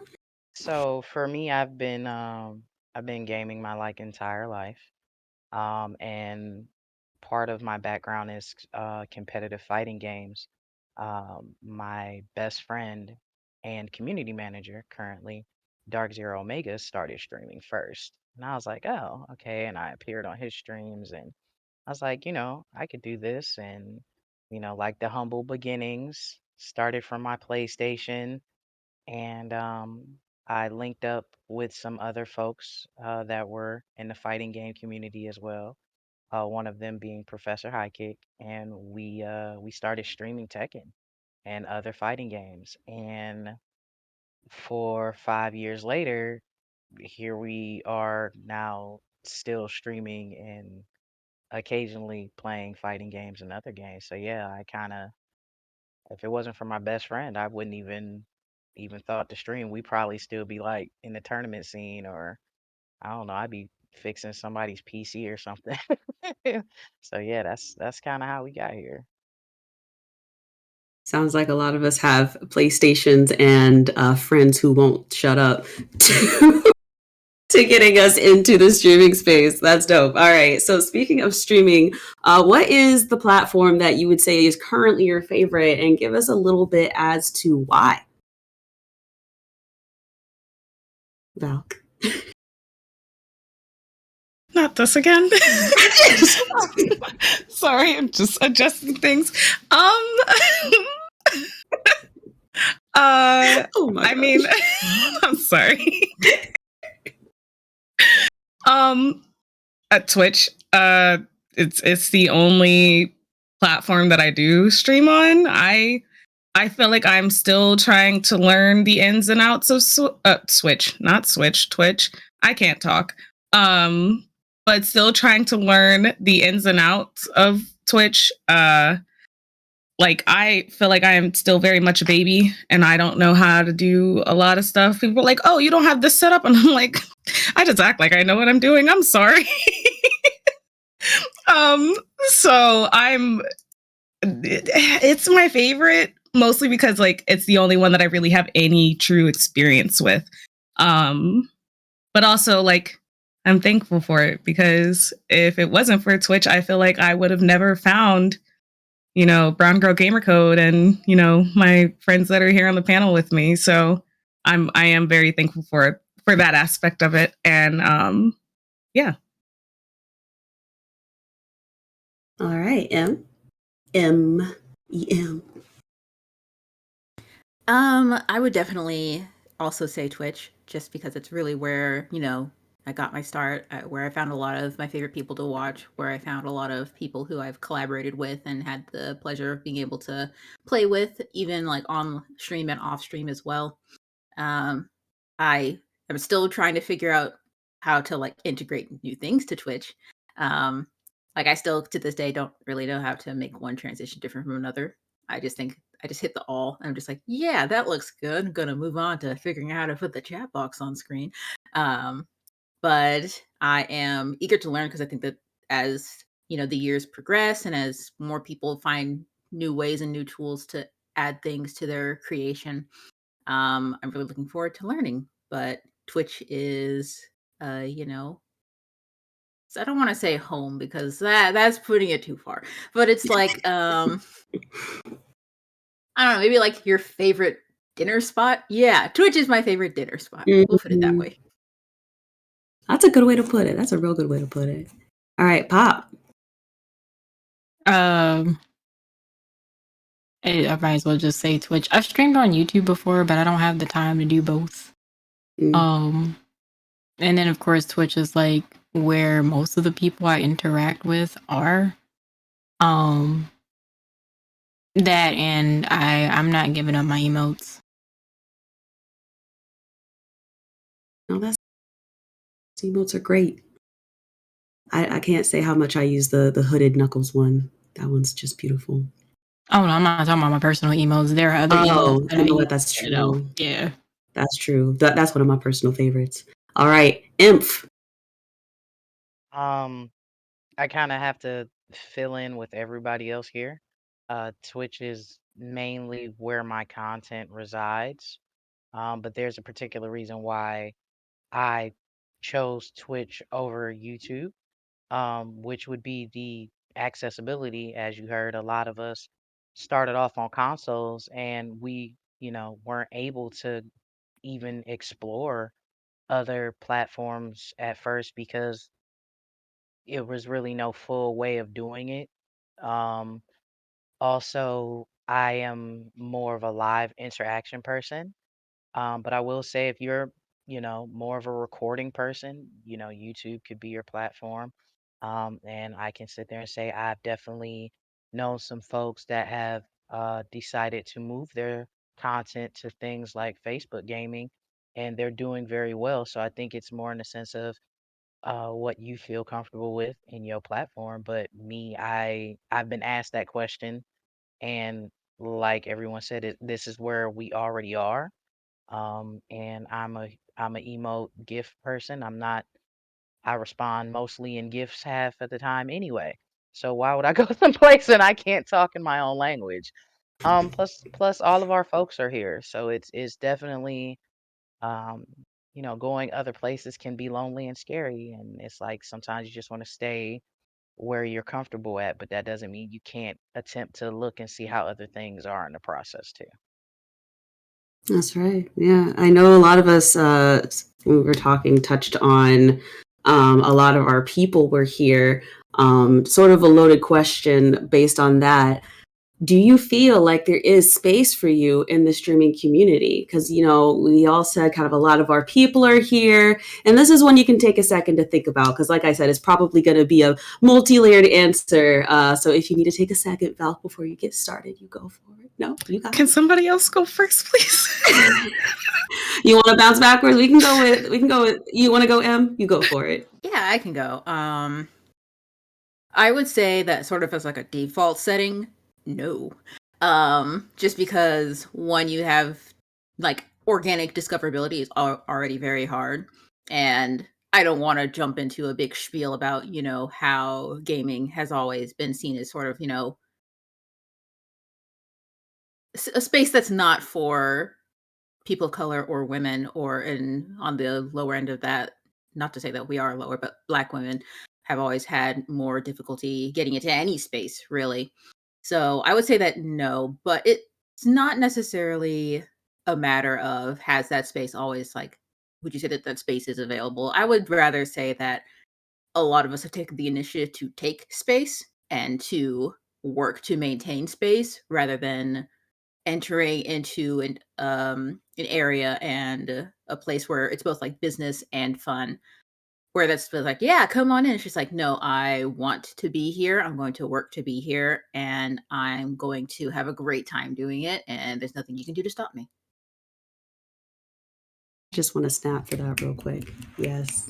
Yes. All right. Pop. We'll go still in order, but M's first, and then we'll go Pop first next time. How about that, Falk? Is that better? Okay. So I definitely agree with M, because it's more or less,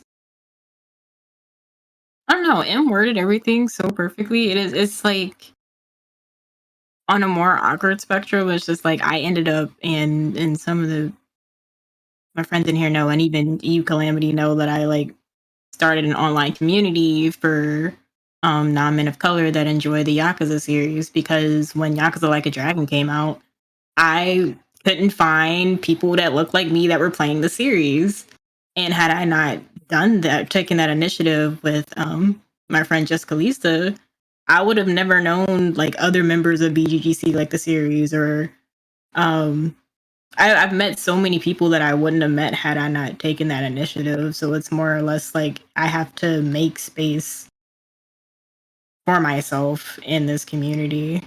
Not saying that the space isn't available, it's kind of just forcing my way through it.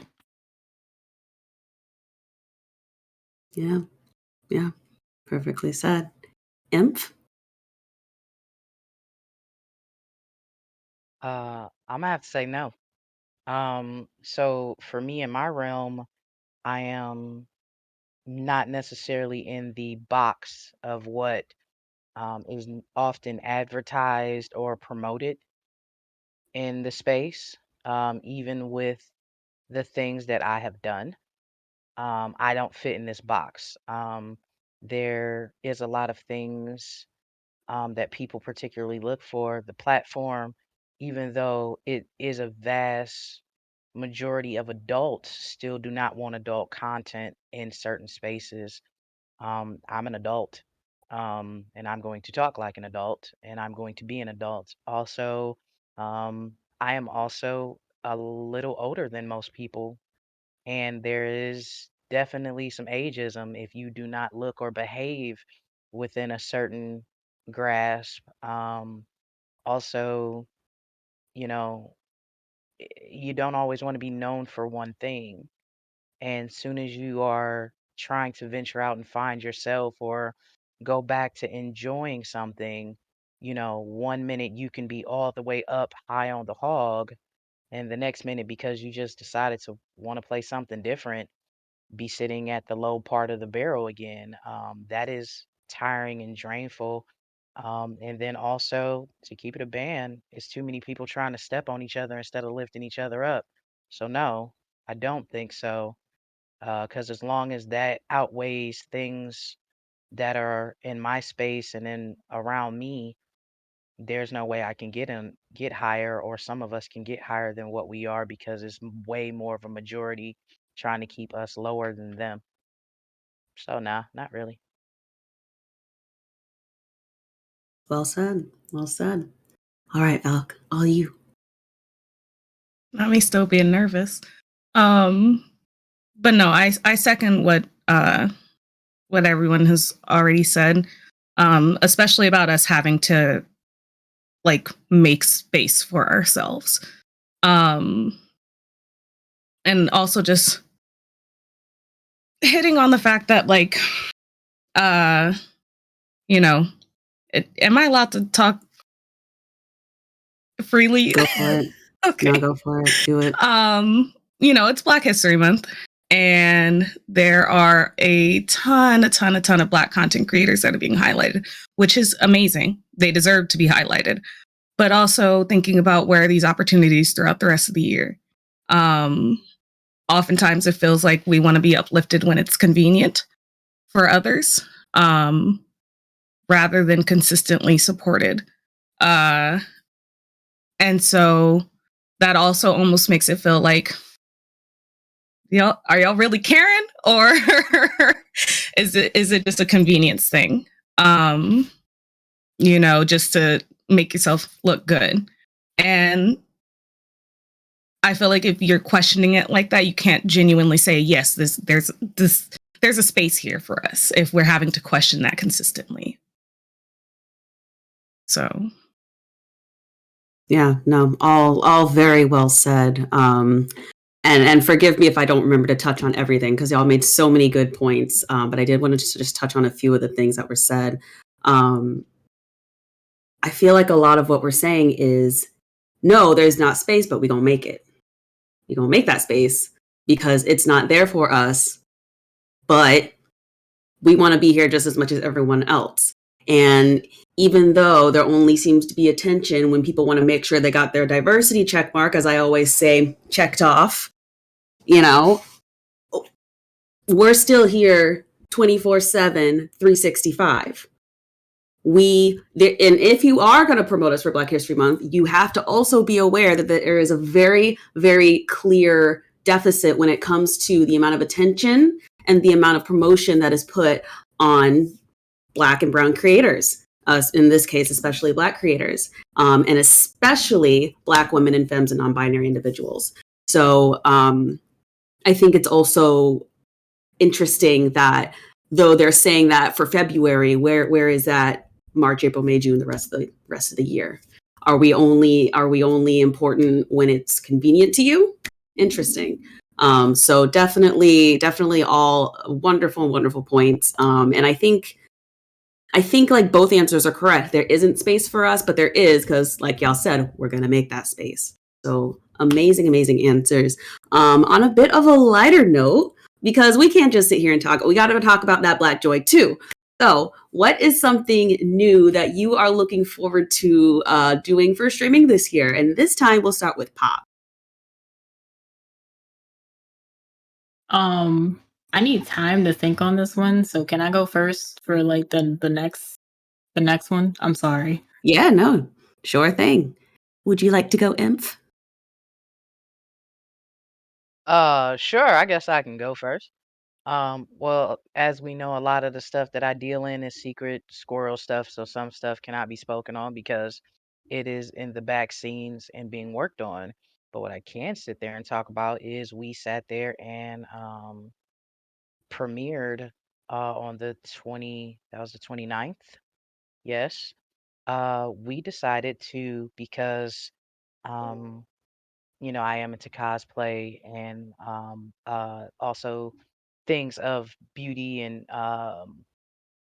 learning your individuality.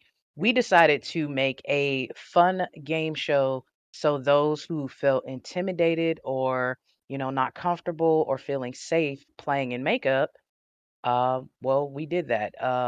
I definitely linked up with a secret team that if they decide to want to put themselves and say that they are and put them under the infamous exclusive brand. So there is more projects hiding under the infamous exclusive brand, but definitely excited to bring in another set of people.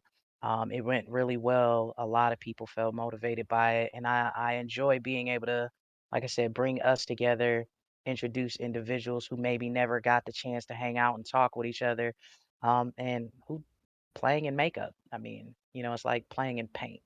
So, but other than that, everything else is lock, stocked, and secret squirreled. So, kind of got to stay tuned to see what may come out the box for me with that. I guess you're just gonna have to follow Imph here to see what else is coming up. All right, Valk, what you got? What you got planned? If you can talk about it for this year. It's not anything necessarily new. I don't know.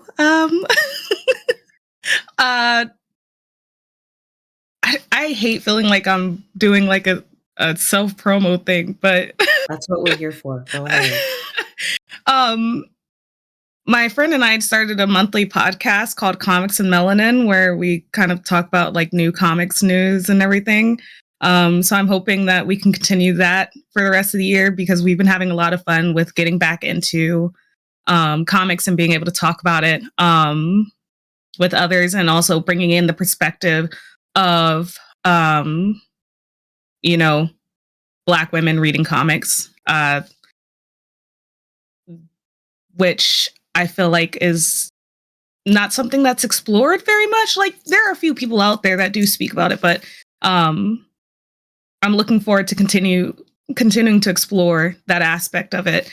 And again, like just diving back into comics, like I absolutely love comics. Like I have my Captain America shield right behind me. I got my little cat plushie. Like I have all my Funko Pops and my comics back here. Like I genuinely love comics. So I'm excited to get back into that and do more of like podcast stuff and that aspect. I'm getting yelled at. I'm also hosting an Apex tournament. So it's going to be my first time doing that. I got into Apex thanks to some lovely folks here and because of BGGC. So yeah, I'm excited to be just kind of, you know, exploring new things and aspects of this place sphere that I've never explored before. So Amazing. All right, M. So I am a fraud. I have been on an extended break from live streaming No, M. since last year, and I plan on returning in March. Just full transparency. I needed a break for a while because I had a lot of health issues going on around the time, and it was around the same time as the like hate raids were going on as well. So I just made the decision to take a break and regroup on myself and focus on some other things. So I took a extended vacation, we'll put it that way, to sort of check in with myself, do some things to make my health better, as well as I recently started a new full-time job. So yay. And I plan on returning sometime over the next month to streaming. But some things I really want to implement are I want to focus on not necessarily for live streaming, but I want to start maybe a monthly YouTube video about natural hair care for those who are neurodivergent. Because it's one of those things that no one ever really talks about because natural hair care is already really hard to do, even if you are neurotypical. And no one ever talks about, and there's not really resources for those who are neurodivergent, have mental health issues, or are just really, really busy. And there's always this really high expectations that if you wear your natural hair, you have to look great all the time. And I don't. I barely have edges. I get tangles all the time. And I feel like being transparent about this and having resources and information for those who want to have healthy hair and want to take care of it but don't know where to start really needs to be something that needs to happen. And I think that my experience with having a lot of highs and lows with my hair could potentially help with that. On the live streaming side, I also really want to play more FPS games on stream. I used to do that a lot, and I have a lot of experience with a particular FPS game that won't be named because it was recently bought by Microsoft, but also they have been like opening every single gate in hell, so I just won't name them. But I used to play collegiate for that game, and I have years of experience playing in a professional tournament environment. And one day I'll spill all the tea about that, but it's not today. Today we're talking about joy, and I feel like there really needs to be more space for Black women and women of color in FPS games. And a part of that is that there's this huge fall off for resources and being able to open those doors to begin with, because there's a lot of tech requirements, there's a lot of time requirements, and you know, knowing about this and what you can do within the time constraints and the hardware constraints that you have, you can still learn and grow to the point that when you do have the time and when you do have the ability to improve your setup and your hardware, you can just totally break everyone's ankles in lobbies and in games. So providing the foundation for that is something that I've always really wanted to do because no one ever gave me that foundation. I kind of just got thrown into it. So I want to be transparent about that, have conversations, and hopefully be able to, I've helped continue to teach and be able to host workshops and tournaments and be able to provide that foundation for people who just absolutely, kill it in FPS games. I've done some stuff with Apex, and I hope to continue to do things with Apex, but I also really want to delve into more FPS games as well. And just completely help a lot of people who want to take esports to the next level, but maybe don't know where to start, or maybe just need a support system. Wonderful. Try not to thumbs up because that's like a really dorky thing to do, but I'm gonna do it anyway. Yay! No, do it. Do it. Do it. Do the thumbs up because it's all incredible. All right, Pop. I'm not sure when I plan on doing this year, but I do want to have something in place for Black femmes who are interested in music production. A lot of people don't know this, but for every 1,000 male music producers, there's only like 10, like 5 to 10 Black women or Black femmes. And I want more notoriety because people only know, at least within my spaces, people only know like the main 3 people. I won't name them here because I'm not trying to like bash them or anything, but people only know them. And it's definitely other people in this space that do it that aren't men. But I do want to have something like that, and I want to have it to where it can be a space for like people starting out can learn how to do things because you don't necessarily need a degree for music production. You just gotta understand how sound works and make sure you know how to put things together.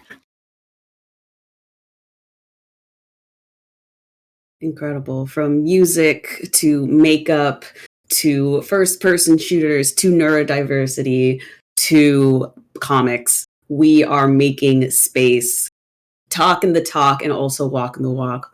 We love to see it. So make sure you are following all these creators because they are out here doing the work and they are going to be part of the change that this industry desperately needs. Very clearly. So we have a little bit of time, and I'll have everyone plug their socials here at the end. But before we do wrap up, is there anything else you'd like to share? And for chat, if y'all have any questions, anything y'all want to ask these amazing humans right here, please type them into chat and I will make sure I share them. I feel like that's not a good idea, Pizza. I feel like that's a bad idea to ask him about PNG. I haven't commented in chat yet, but I see you. And this is kind of a popcorn thing if anyone else did have anything you wanted to share. All right, shameless plug, right? Do it. Okay, because we've been having Poe Valk. She like, I don't know, this is the thing. So here you go, shameless plug. So tomorrow I will be in front of a camera. I will be revealing a new cosplay concept because my birthday is soon. So if you're following me on my social media, there's been little trips and ticks and all of that kind of hinting out about it. So I'm very excited to do that because we definitely, I don't think we touched on that very much, but we definitely need more uh, Black and brown people in the cosplay space, feeling comfortable, not feeling that they need to be on the perfection scale of all sizes, statures, disabilities, ages. So, yeah, that's the thing. And I'm kind of excited to do this because I'll be revealing something else when I reveal that too. Which nobody knows. Well, some people know, but nobody knows. But shameless plug. See. So I love you, Valk. I love you. We love to see it. Anyone else want to pop in with anything before I ask some questions of y'all? All right. So first, we have a question from the Kitter Cat. To keep up with the theme of joy, what is your favorite part of one of your regular streams? And this can be a little popcorn thing. I think Em already has something to say, something on her mind. So you can go ahead and go first if you like. Sorry. Something I always really enjoy is people coming in and just completely startling the heck out of me and watching other streamers get scared with, their favorite sound commands.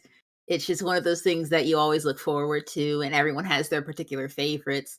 And sometimes, like adding new ones, people getting really excited about that is I love sound commands both for my stream and in others as well. and seeing the different ways that people integrate them into streams. So like seeing them appear for horror streams, for especially for fundraisers, people will donate and then scare the poor individual who's playing Resident Evil 8 and just trying to get out of Lady Dimitrescu's castle. So it's for a good cause, but they're terrified. So it's like I have complex feelings about this. I'm laughing, but I also feel bad. So sound commands are something I always really enjoy, and sometimes being able to just tell who it is in chat who has used it based on the frequency of the sound command, or being able to give folks like their own special sound commands when they hit a milestone for being a part of your community is something that always has really put a smile on my face. We love to torture ourselves with sound commands. Yeah, like I have a really loud the get out one. I feel like everybody knows which one that is when he's shouting "get out," and mine is about 10 million times too loud. So it doesn't matter if I'm not playing a horror game or anything. It will scare the crap out of me every single time. Every single time. But we're talking about what brings us joy in streaming. Something that like your favorite part of your regular streams that just kind of like brings you joy. For me, it's being able to like freely talk about things that you enjoy and knowing that others, maybe they're like listening or even sharing how they enjoy that with you. I guess connecting with others sometimes. I think about how when I'm playing Kingdom Hearts, I will sit there and I will just talk and talk and talk and talk and talk about the game.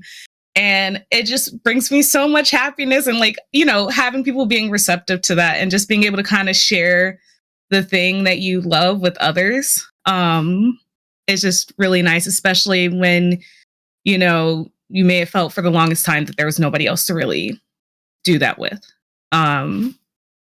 So that, I don't know if that really answers the question, but that's mine.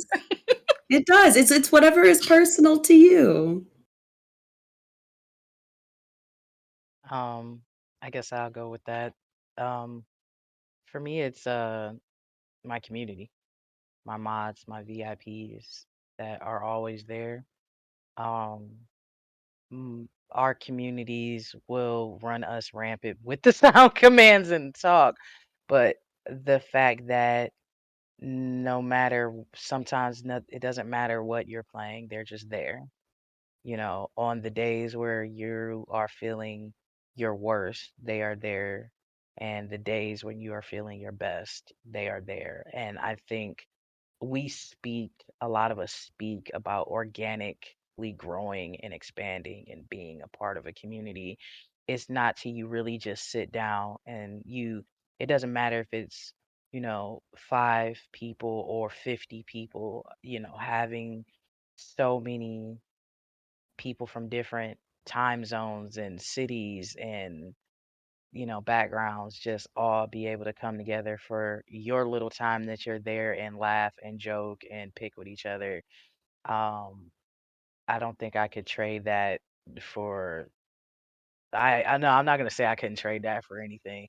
I'd be lying because if somebody threw me a contract, I love you guys, I gotta go. No. But no, I think that's just knowing that you have that core basis. That's for me a lot of the time. So Inf said bye. I'm out for this wallet, y'all. Okay. Pop, right? I think Pop's the only one who hasn't said anything about this quite yet. Honestly, my streams are so chaotic. I wouldn't be able to I don't think my streams have like a regular day. 1 second it's gameplay, the next second you see Knuckles being flung around on a ring, and then like Yagami from Judgment's dancing with background singers. Or I might try and get some money off the street and by beating up some people, and someone pops off a McDonald's commercial sponsored by Sega, and it just censors the violence. I don't know. Maybe I don't know. I enjoy streaming. I feel bad when I have to miss a stream from I feel bad when I have like one of those days, but I don't really feel like streaming. So it was like I feel bad missing out. But now it's like I realize like streaming has been like a way for me to change my mental state. Like sometimes I could have like a terrible morning, but I start stream. My community starts wilding out with all these channel point redemptions and sound commands, and then like my mood. I completely. There was one day I had like such a bad morning. I had completely forgot why my morning was bad that day. Yeah, no, I don't know what a regular stream is for me. I don't know. A regular stream is chaos, is what I'm hearing. Pretty and I much. love that for you. I love that. Yes, all y'all have amazing streams that I very much enjoy lurking in, because usually I'm doing 50,000 things at once, but you all are just always making me feel better when I watch as a viewer. So, the next question is, what is the basic computer setup needed to start streaming? I hear about MNK, PCs, OBS, Stream Deck, etc. What do you think, for the basics of basics, somebody needs just to get started? So I'm gonna pull rank on this one, right? Because As you should. because apparently I'm not gonna say it because chat's probably gonna type it. Okay, so here's your basic needs for you to start streaming, right? Yourself, internet, a game, and a mic. That's it. You can stream from any form of console except a Switch. You can stream from your Xbox. You can stream from PlayStation. If you decide to have a PC, you can stream from your PC. You need a capture card if you're going to use console. If you're not going to use console, you just need enough memory and RAM so you can run the game.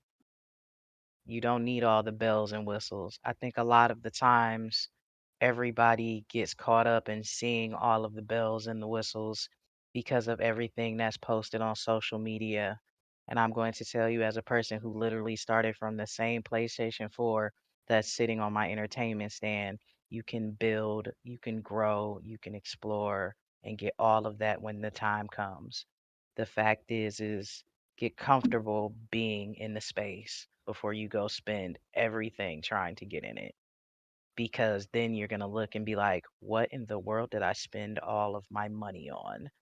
Also, there are amazing opportunities on how to get help for these things, because we belong to those spaces that help with that. And you never know who may have, I don't know, an extra stream deck or extra controller or extra mic, you know. You never know who may have one. So don't go running into Micro Center or Best Buy trying to spend all this money. Just take your time. If you have it, whatever you have, just use it. Have fun. That's right. And I'll ask for other anyone else that wants to add anything, but something that I think you should definitely look for, that's not even a tech thing, is a community, and not one that you're just there to put your promo posts in, one that you are there to learn and grow with. You are hyping them up. They are hyping you up. You are all there together, growing and learning together. I think that is extremely important, because without this incredible group that I am talking to right now and that is lurking in the chat, well, and chatting too, y'all blowing up the chat. But without y'all, I don't know if I would be in the place I am when it comes to what I do. So I would say definitely look for your people, because they are out there. Find your people. And even sometimes there's people out there that'll bring you and your obnoxious wild self into their group and somehow let you stay and carry you in their backpacks in every single game. So, anyone else want to touch on basic setup needs for streaming? Just to piggyback off of what M says, a lot of people will get all of these super savvy tech things like a stream deck and then don't know what exactly they can do with it.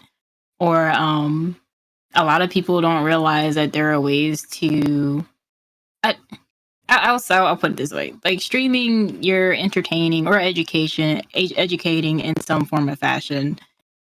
Finding what it is that you do as a streamer first is extremely important, because like all the flashy entertainment stuff can come later and you don't always need a stream deck for it. there are bots that work as virtual stream decks too, so that is also an option. So if there's a way to do things and have your wallet not want to box you like a 2-piece biscuit.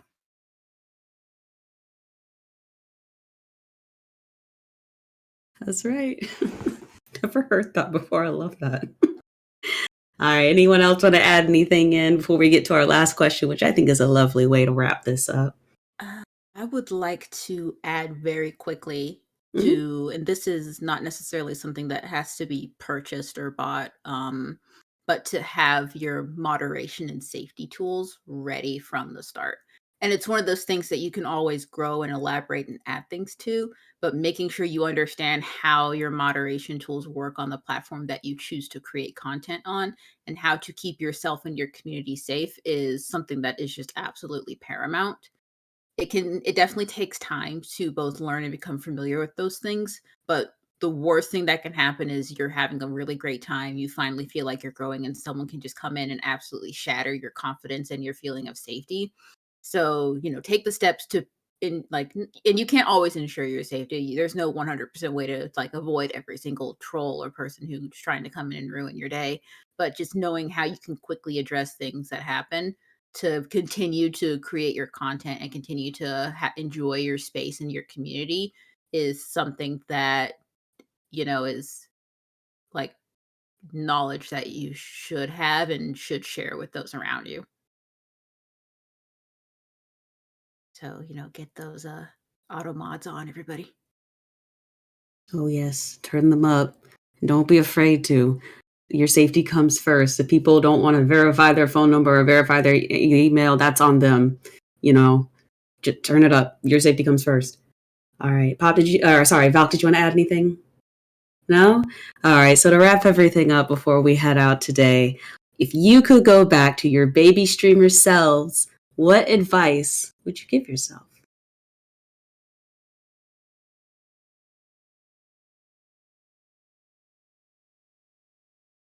Y'all could take a second to think. That's loaded. I had it and then it went away. Don't. I'm trying to think of when I first started really streaming consistently. Because at first it was kind of just like this is just a random thing that I'm just throwing out there versus okay, bless you. Sorry, my dog just sneezed. Versus something that, getting more serious about it, I guess you could say, was I was afraid of correcting people when they approached me a certain way because I was afraid of losing that viewership. When I first started. And at the end of the day, your, I guess, comfortability and your headspace is more important than that viewership. Don't let people come at you or say things to you any sort of way, correct them on the spot. Embarrass them if you have to, because you want to make sure that you start building, the people that are coming in and viewing you and your community essentially on the right foot. You don't want to allow just anybody in your space because you want them to be there because you want those numbers. So really, I guess just putting your foot down on things. Put your foot down on things. Don't allow people to approach you or speak to you, or speak about things that they really shouldn't be. Don't be afraid to stand your ground. So that's what I would say. That's something that I've definitely learned how to do. And I also luckily have friends and mods who will also be like, no, here's what's going to happen. For the times where I still feel a little maybe, I don't know. No, put your foot down and stand your ground and make your space a safe space for yourself above all. And because we are at the end of the panel, Val, where can people find you? You can find me on everything at Valkyrie Vice. I'm on Twitter, Instagram, Twitch, of course. I do have a YouTube channel, but the comeback for that will come eventually this month, maybe. You can still come say hi. I guess I have videos there on YouTube. But yeah, you can find me everywhere at Valkyrie Vice. So yeah, there's also a TikTok. It is me. I don't post anything. I'm just there to support my friends who are on TikTok. So yeah. Oh my God. We love it. We love it. Whoever wants to go next, I'll let y'all popcorn this. Go for it. Oh wait, no wait, your nose goes. That's what you were doing. So M said, not me. I guess it's you, Pop. I can't see if your nose goes in or not.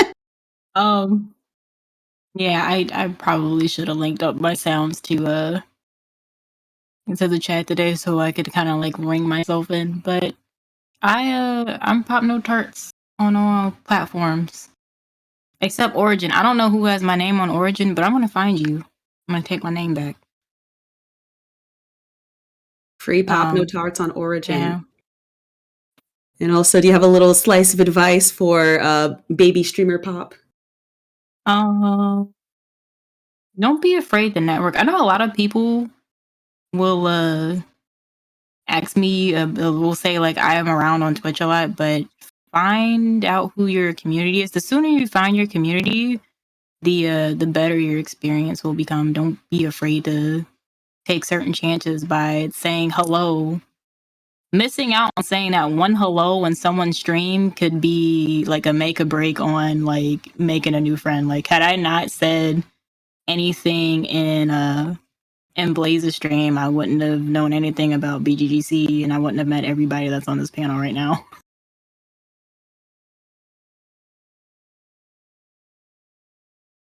Are you next, Em? Let's see, I'm still learning and growing, so I wouldn't necessarily have too much advice for baby streamer M. If I had to give myself maybe one piece of advice, it would be to, just relax, M. Just calm down. You don't have to always or try to adopt this persona who isn't you. You don't have to try and be so stiff and upper lipped and always have to worry about saying the right thing and always trying to emulate, the peak entertainment version of yourself. Just try and do your best to be authentic. If you're not enjoying yourself, then you're doing something wrong. And, don't worry about sometimes taking a step back and reevaluating what you're working on. And, always try new things, whether that's maybe adding a new sound command that people might love or just absolutely hate, but they'll want you to keep it anyway, or maybe changing up your colors or your branding from time to time when you feel comfortable getting branding. You don't need branding right away. Please don't try and brand yourself right away. It can be exhausting to try and fit yourself into this box when you don't even know what kind of content creator you are yet. And, do things that make you happy. Yep. And where can people find you? Oh, I don't know, Calamity. I'm a disaster. Oh my gosh. You can find me at Mad Madam M pretty much everywhere. Occasionally there's some underscores, but if you search it without the underscores, it's fine. I have an Instagram. There's like 6 pictures, so don't look at it yet. On Twitter, I mostly just say things that come to my brain and then I put them out into the internet. So maybe that's your thing, maybe it's not. And I plan on to return streaming to Twitch in about a month or so. So feel free to follow me there. I'll be, making a probably not very grand comeback. It'll probably just be like, hey, everyone. And then we'll jump right back in as though I never went anywhere. And I like similar to Valk, I have a TikTok. I don't even know if I have a profile picture on it yet. So please don't go search me out for funny videos because I don't know what to do with that. And I hope to start adding things on YouTube over the next couple of months. So yes, that is me. That is I. That is M. That is M. And last but certainly not the least, Imp. Yeah, I would pretty much tell the younger, newer baby me, don't change. Grow. don't copy, evolve. And sometimes, a lot of the times, you never know who's watching, who you're inspiring, who you may be uplifting, and that the underdog can even walk away with titles. Uh, that's pretty much it. Have faith in yourself and look forward. Don't look back. Amazing. Amazing. Where can people find you? I'm pretty much infamous X1X across the board. Except on Instagram, there's an underscore back there because I glitched my own stuff. I haven't felt like fixing it. But yeah, you can find me everywhere. You can go on my website. All of the links are there. Yes, I do have a TikTok. Yes, I am active on TikTok. I can't be held responsible for what I may post on anything. Disclaimer. Also, self shameless plugging again. All of us that you hear speaking today all stream on Brown Girl Gamer Co's stream team and channel. So definitely make sure you are following the social medias for that, so you can come slide through and say hello to us there as well as our homes. Haha, yes. Yes, definitely, definitely. Big love to Brown Girl Gamer Code, the reason that we are all here today. And I am in the presence of these amazing people. And I'm Calamity. I've been your host today. Thank you so much, Black Card members, for having us here for the gala. Thank you so much for having us for this panel. This has been absolutely excellent. To the panelists, thank you so much for providing your time and your expertise and just your amazing words of wisdom that you have given today. So keep hanging out, y'all. We've got the rest of the gala kind of coming up. So stay tuned and we will see you next time. Have a good one.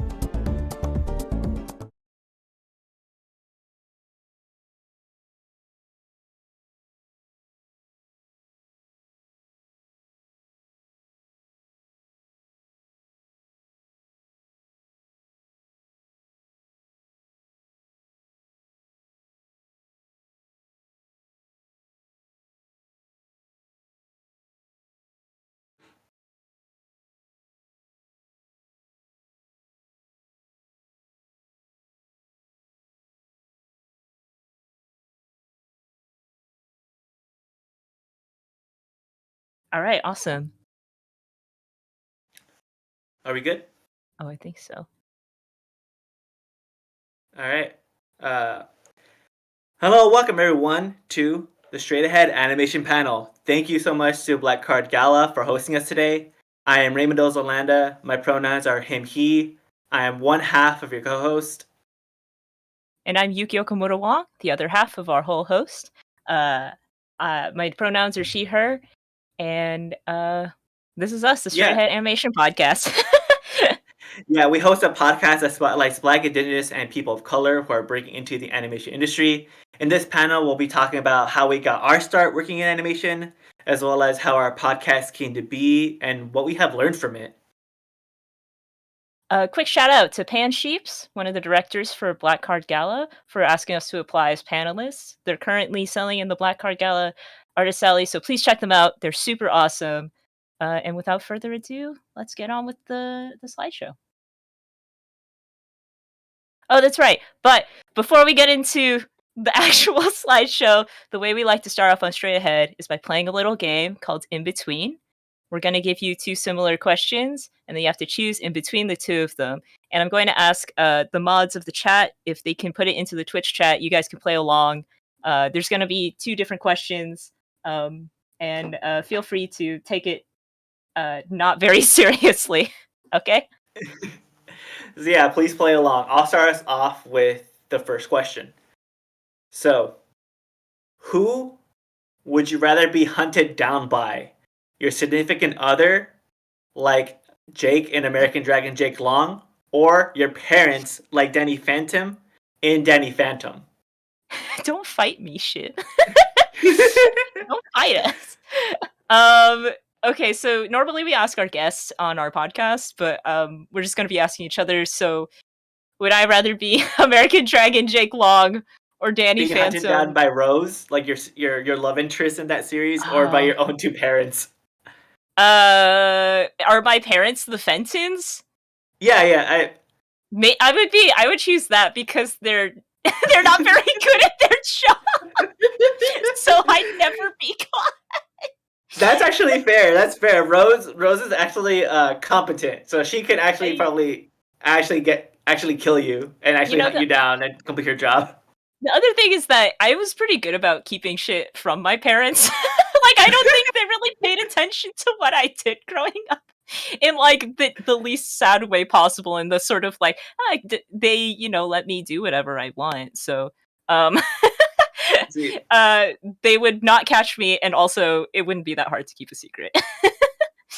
That's fair. I feel like I wasn't in a situation where my parents let me did whatever I want, but because I was such a studious student, they kind of trusted everything that I did. So even when I did go out to like party with friends, I just said like, oh, I'm hanging out with my friend so and so, and then like, oh yeah, we trust so and so, so go ahead. But then we went out to like a party and stuff, and they didn't know about it. But like, well, I've never went to parties in high school, Ray. That's crazy. So I had my parents stuff. So maybe I would go the same as you, where I would choose my parents like Danny Phantom, because you're exactly right. I don't. They're not competent at all, and I feel like I'd actually be able to live a lot longer as a ghost than as a dragon being hunted down by Rose. You would live longer as a ghost? I think he's just like a normal kid with quote unquote ghost powers. I mean, I know, but like if his parents succeeded, he would have been sent to the ghost zone. I guess he'd still be living, but like he wouldn't be in the real world. He gets older, but also like, I mean, I guess the flip side is that you would be a dragon in this other universe. That's the upside. You could be a dragon. You could be a scaly. All right, let's move on. Yeah. All right, go. Good answers. Good answers from the chat too. Thank you for playing along. Next question. Would you rather? Who would you rather do a fusion dance with? Steven from Steven Universe or Goku from Dragon Ball Z? You see, this is a tough one for me because I'm a really? I'm a big Dragon Ball Z fan. Okay. I don't know if that's known, but I'm a big Dragon Ball Z fan. But I do love the unique dances that happens in Steven Universe, because it feels like it's very unique to the pairing. Like it's not the same like dance for both. Like for the one in Dragon Ball Z, it's no matter who you do it with, it's the same exact dance. But with Steven, it's like it's it's unique to the two individuals. Yes, But that's it. That's true. yeah, but I think for the sake of bias, I think I would still have to go with Goku from like Dragon Ball Z. That's what I Uh, thought. You only nerd. because if I do it with Goku, I would have rippling abs, and I don't think I would get that with Steven Universe. Whoa. I think the other thing is like for fusion, you would have to be the same power level or whatever, right? That's one of I'm the assuming in things this for Dragon scenario, Ball. I'm at a similar power level to Goku. Yeah, so in this, Goku could just lower his to match mine, because that's the caveat as well, is like you have to have the same power level, but you can mask your power level to match the person that you're doing the oh. dance with. Oh, I thought this was going to be like a power fantasy where like you naturally also have like a high power level like Goku. I mean, we could go that route too. I would love to live in a power fantasy. That'd be great. Dang, so many people picking Goku. I think I would also Yeah. I would stick with Steven for the reasons of like I don't know. I think I do like the idea of doing the like more personalized dance, but I think I vibe with Steven just in general more than Goku. I'm not here for the power fantasy. I think everybody in that chat just also wants those abs. There, Like, somebody else is saying there's a spin-off type fusion where you don't need to be the same level. I don't think we're gonna refer to the like earrings either in Dragon Ball Z oh because yeah, you just fuse forever. that's true. I think they also might be talking about the game. There's a game called Dragon Ball Z Fusions where like you just wear a bracelet and you can fuse and unfuse at Oh, will. whoa! The Dragon Ball Z lore. Yeah, Everybody's here for it's the expansive. abs. Yes. You know what? Everybody, chat, live your best life. If you want abs, you'll get it. Awesome. Well, All right, thank you well, for thanks so playing in much for between with playing. us. Yeah, Yeah. so great. Let's get the rest of this panel going. All right. So who are Okay, we? so yeah, so again, I'm Ray Mendoza Landa. I'm a Mexican American. I took theater classes in high school instead of art. So I came into school with more of a theater background. I ended up going and graduating from San Jose State University with the BFA in animation illustration. While my time there, I served as the president of the animation club on campus, which is known as the StraightAheadAP Club. And as I mentioned before, I love Dragon Ball Z, but I'm also a big fan of professional wrestling. So that's just a small little background tidbit about myself. And I'm Yuki Okamura Wong. I'm a Japanese Chinese American. I went to Diablo Valley Community College before San Jose State, so I'm a big proponent of community college and not paying exorbitant amounts of money for art school. I was also a figure model coordinator for the Shrunken Headman Club alongside Ray. And I love your original characters, so you should definitely share with them with me. Thank you. There's my Instagram and Twitter handle. Please just tweet at me any of your OCs. I just want to mention a quick tidbit. Oh, right. This is the only photo Yuki and I have of each other where we're standing next to each other. Like Yuki and I, like we've been friends for like a long time now, and we're in plenty of photos together in a group, but we're never ever standing next to each other for some reason. This is the only photo I was able to find where we were standing next to each other, and it's such low res and low quality. But that's all I had. All I was able to find. This picture's like 7 years old or something. It's so old. Anyway, I mean, we kind of look the same. But anyhow. Awesome. So yeah, more about me. I got my first start actually at Tango House, a small studio called Tango House. They're located in Berkeley. I went there as an intern in my third year at San Jose State as an animation intern. I think like a year and a half later, I came back, or a year later, I came back in the summer as a story intern for them. After that, I ended up being an intern for Pixar the year I graduated from San Jose State. I worked under so many amazing talents both at Tango and Pixar. Had so many great mentors. After Pixar, I got my first industry job at Warner Bros. Animation, where I started off as a storyboard revisionist on Gremlins Secrets of the Mogwai. And now I'm still with Gremlins Secrets of the Mogwai, but when season 2 started for that show, I actually was promoted to storyboard artist, which was really great and has been such a fun and great learning experience for me, kind of going through and learning my craft with them.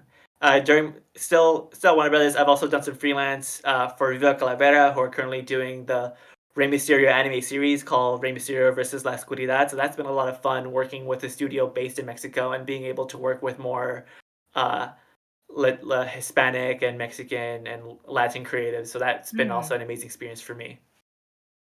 It's really incredible. Yeah, it just casually drops Pixar Animation Studios. But yeah, that's been my journey. That's been my journey. Yeah, I mean Ray's had an incredible journey. My journey is a little more humble. I worked for Awesome Incorporated and Global Mechanic on Bird Girl season 1 and 2. Worked at Primal Screen on Jellybean and Pogo, which is a series for PBS Kids. And I was an intern at Cartoon Network on Craig of the Creek in summer of 2018. So that's technically where I started, but my professional career has been I started as a production assistant intern on Craig of the Creek, but my career has been Harmony and 2D puppet rig animation at these other studios. I grew up in California, but currently I'm in Atlanta, Georgia for my job. So that's what we've been up to. So that's who we are. And then, so we started a podcast. And maybe you want to start a podcast. We get asked questions a lot about like, how do I start? Like, what's the secret? We've had more than 50 episodes now at this point, which is insane. But yeah, we're just going to talk about a little bit about the podcast now. Yeah, so how we got started initially is that the world was on fire. This was, again, initial start of the pandemic, the whole thing with George Floyd and his passing. And it just, it sent the world in a fire. And during that time, so many things kind of came from it. Like Rise of Animation was a big inspiration. They started doing talks about people of color and people of color in the industry, and them kind of like lending their voices, also trying to lift other people of color up. So many other studios started doing talks, like Netflix, Cartoon Network, DreamWorks, name it. Every studio was doing a talk around this time, and I kind of felt like what's something that I could do that can also help spotlight marginalized voices of color. And I thought it'd be interesting is that we're constantly hearing these great voices in animation that have been in the industry for like tens of years and stuff. And I was like, wouldn't it be interesting to learn to hear these voices of color who are just getting their foot in the door and kind of seeing who these future voices of animation are going to be, and having a kind of like a podcast that kind of could serve as a time capsule for that. And with that kind of got the gears rolling.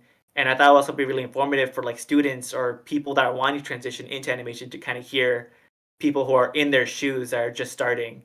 And so with this, that's when I ended up reaching out to Yuki to help and asking her if she wanted to co-host a podcast with me where we spotlight these voices of color that are breaking in.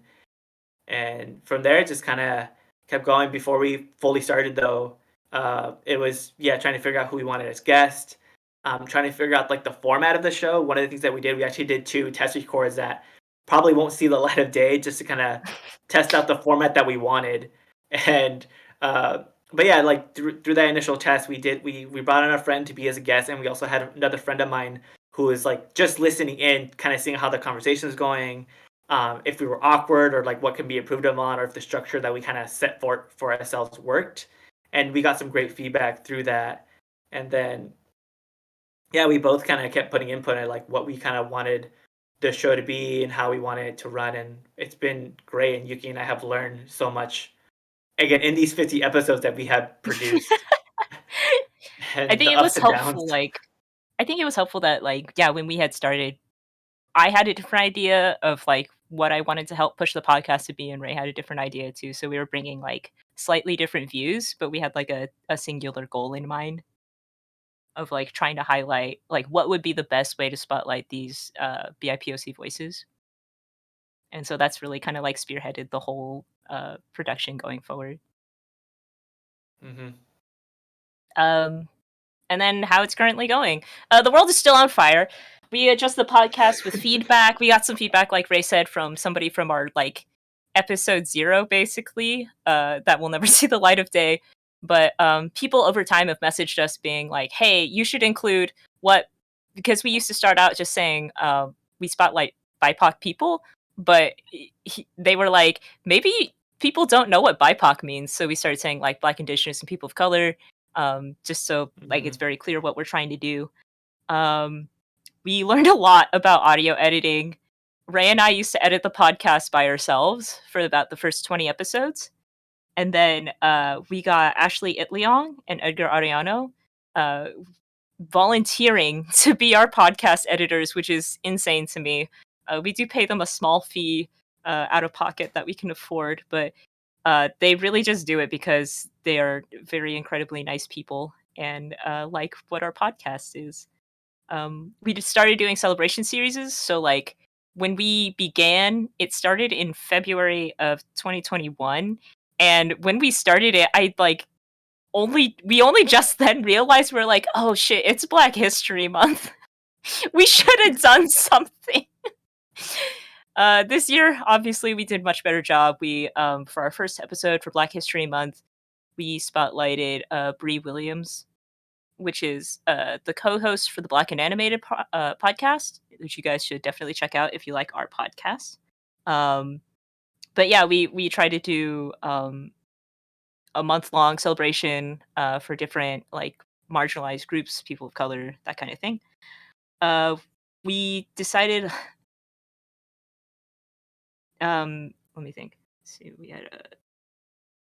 Oh yeah, so on that note of like celebration series, is we've kind of geared it towards like focusing on spotlighting BIPOC, and that means that like we've made decisions behind the scenes of like, oh, should we do like a Pride Month celebration? Well, Ray and I are not really like queer people ourselves, and the podcast is focused on like BIPOC as a minority. So we were like, we should just make space for that community to continue celebrating like themselves. Like we don't have to go out of the scope of our podcast. And what we also learned is that podcasts are really demanding. And the only way we had time for this was because we're in a pandemic and we don't like commute to work right now. And we we don't know how it's going to become in the future, but we're really glad that what we've done so far has been helpful for people, or that they've at least enjoyed it. So to kind of summarize that, here's some key things that we think you should focus on if you want to start your own podcast. Uh, just as a quick preface, the easiest part of the podcast is the recording. Like you can be totally. you can be the funniest, most entertaining person. That is the easy part. Yeah, the hard part is definitely sitting down and listening to your audio, listening to all the weird sounds that you make with your mouth that you don't realize during the actual recording, and then scraping through that the fun banter and realizing, okay, this is cool, but like this episode is running long, and then cutting things down and making it into a digestible listen for like audience members. Yeah. So here's the three key things I think that you need for a podcast is motivation, organization, and promotion. So your motivation is obviously like we have a goal for the podcast. Something that when you need to make a decision, you kind of refer back to your goal and you think like, is this really like worth it? Like, is this worth the time to or the effort to put in to like make the podcast better, or like am I just doing stuff to make more work for myself? um and just in general, something to keep you working on it when you're sitting there editing your 1 hour podcast for 12 different hours and you're like just need to keep going. Definitely like putting out a weekly podcast has been demanding for us because Which is why we're also grateful to our editors that jumped on and yeah. helped us keep on this weekly track. Yeah, like Ray's much better about it when he edits an episode. He'll do like a couple hours here, a couple hours there. But I just sit down in one day and I just crunch an episode into like 8 or 6 hours or whatever, which is not healthy. But that's how I end up editing them like the day before. And then I'm like, Ray, please listen to this so we can put it up.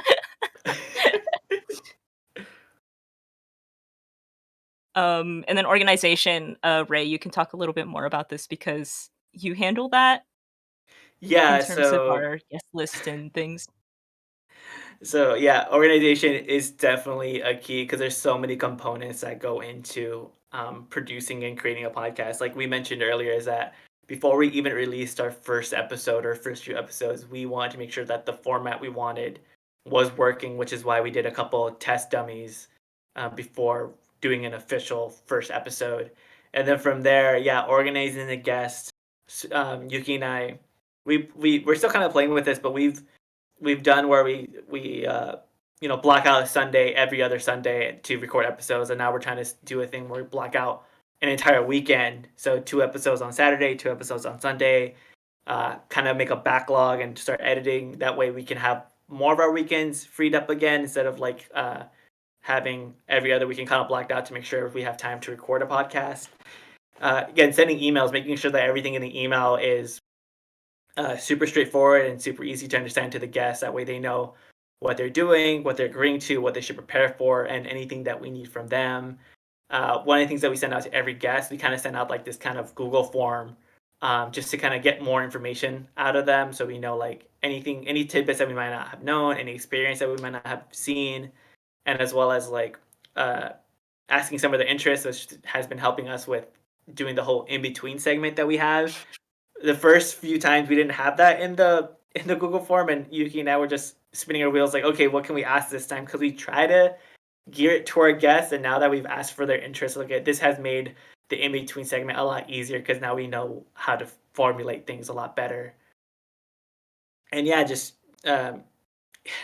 sending out events, sending out reminders, creating folders to make sure everybody uploads their stuff where it needs to be, and just there's so many multiple components that goes on to producing a podcast. But if you have things organized in a specific structure, it does make things a lot easier and clear to do.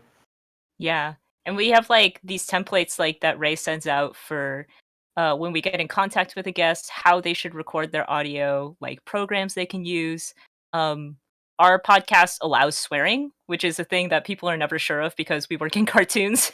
So they're like, am I allowed to say a swear word because I worked on SpongeBob or something, you know? Small stuff like that that we've slowly over time been like, yes, you can swear on our podcast. You can do all of these things. If you say NDA, we'll just edit it out, stuff like that. So those sort of things have developed over time, but totally being organized and having all that information up front is super helpful. And then the last one, promotion. I do most of the social media stuff that goes up on our like Instagram and Twitter.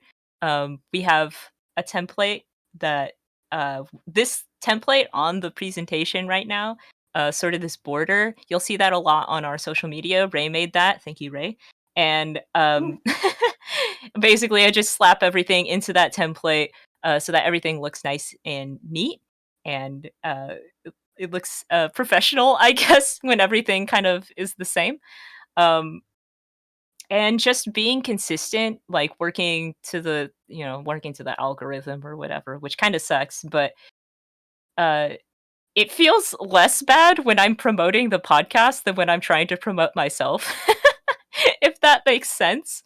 Like, I'm like, yeah, the podcast is a thing that I believe in, and it's something that I think is fun and informative, and I want the word to get out. So I'm trying to like spam at certain times, retweet, put it up on the Instagram story and stuff like that. And I think that really helps out. But a big thing to me for not only like podcasts or like, promoting your art, but just in general is like being involved in your communities. So our Mm-hmm. podcast is focused on spotlighting BIPOC voices and animation. And there's different communities that also do the same thing as us. And I'm going to plug some of them here.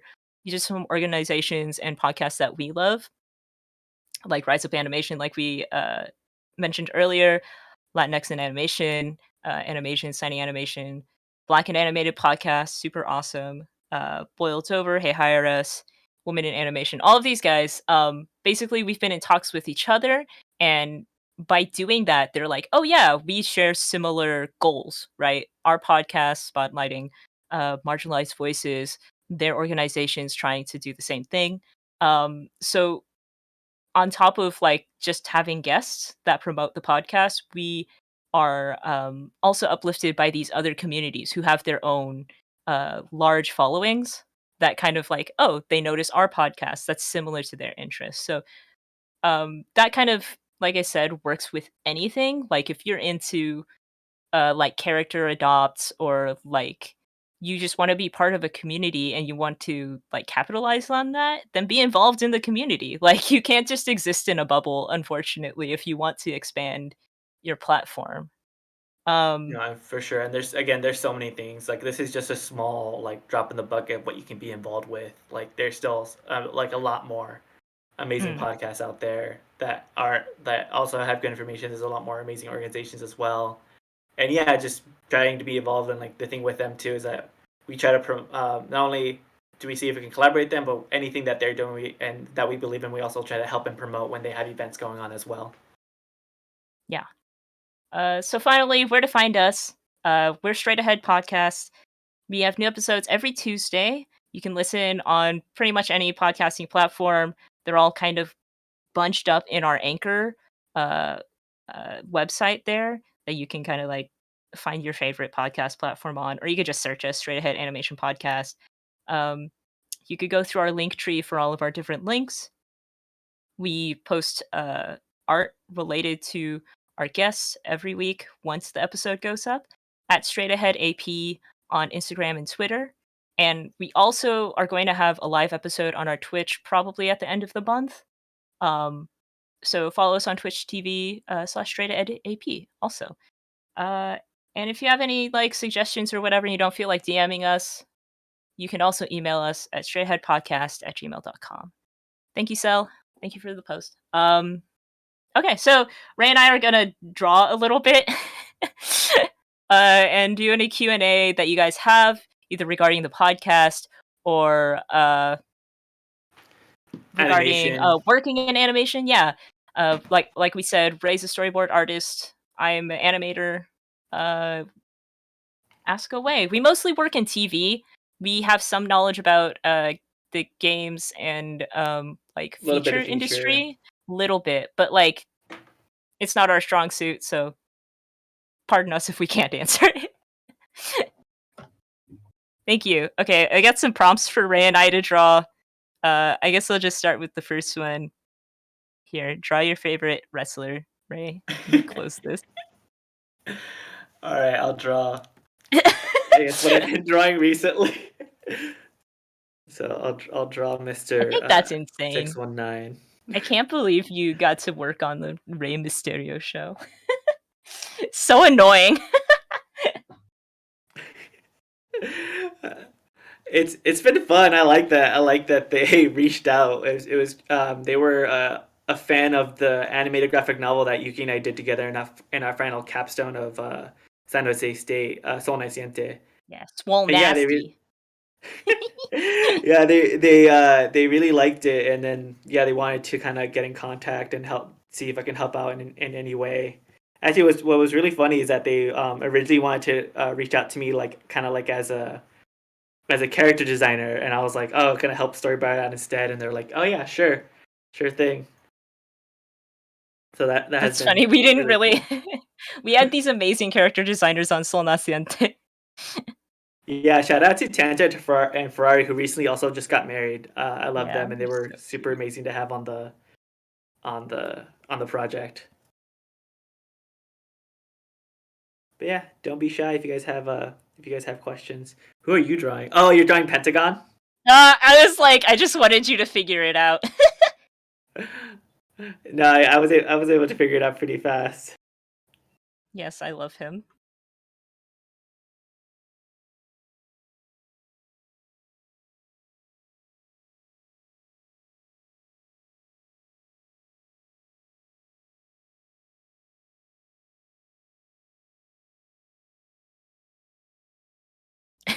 I love swole nasty. Thank you, everyone.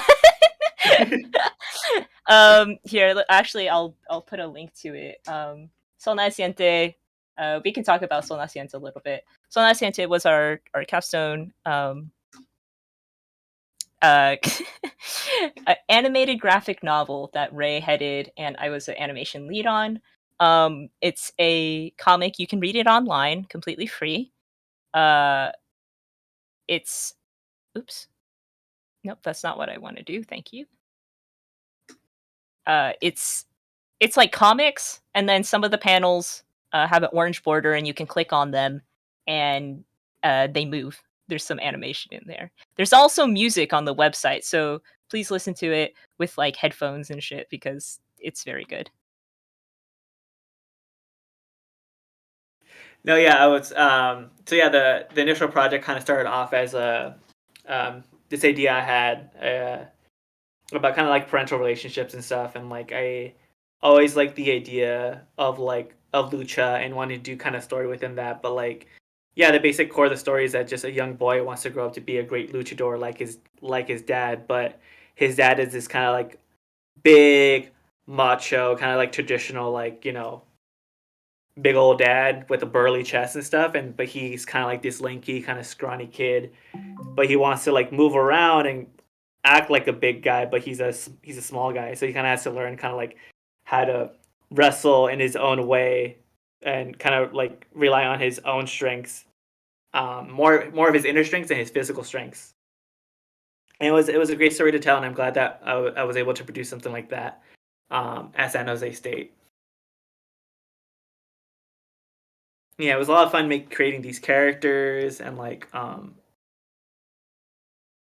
and yeah, just being able to like tell a story with wrestling and with mass, and yeah, just show the bond of a father and son, which was super great to do. It was really cute. Let's see. Okay, I'm gonna try to draw somebody else because this guy's also like really cool. Let me see if I can draw him from memory though.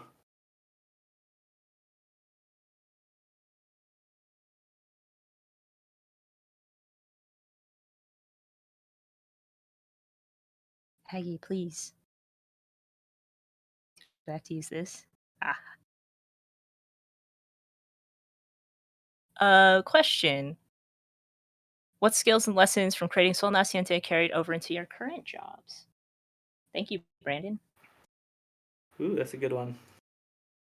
Uh, I guess with anything, just organization and communication. There was trying to create a project of that scale was not easy, and it was also like something new that we haven't tried before because like our program has made like animated films and it has made comic books, but it's never made one and the same. So trying to like figure out a pipeline that kind of worked for that was kind of difficult and challenging, but it's something that we were able to accomplish. So learning how to be organized, and then yeah, being able to kind of communicate things that were unclear. Because again, even though like I know wrestling, that doesn't mean my crew knows wrestling. So trying to explain the key components and what was really important to them, and being able to carry that across. Because like working in animation, if there's something you don't understand, like asking faster rather than later, it's always helpful. I was gonna draw Luchasaurus, and then I realized I don't actually know what he looks like. Oh, you figured out it's I on Jungle know Boy? his mask is just like it's Jungle Boy, right? Yeah, you got it. You got it. Man, I love Jungle Boy.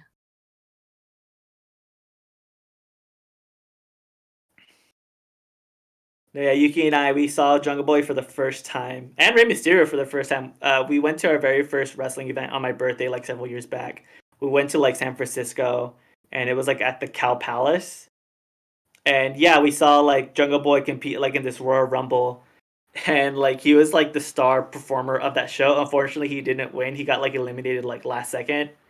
But when he was being tossed around, Yuki and I just kept screaming like, "He's just a boy! He's just a boy. Leave Leave him him alone. alone!" He's just a boy. Dude, that was awesome. There was 20 dudes in the ring. They just kept announcing dudes and coming up. It was so funny. Okay. Let's go on to the next one since you've drawn Jungle Boy. Sure thing. Your favorite Pokemon? Okay, skills and lessons that I learned from Sol Naciente. I don't know if I had so much skills and lessons because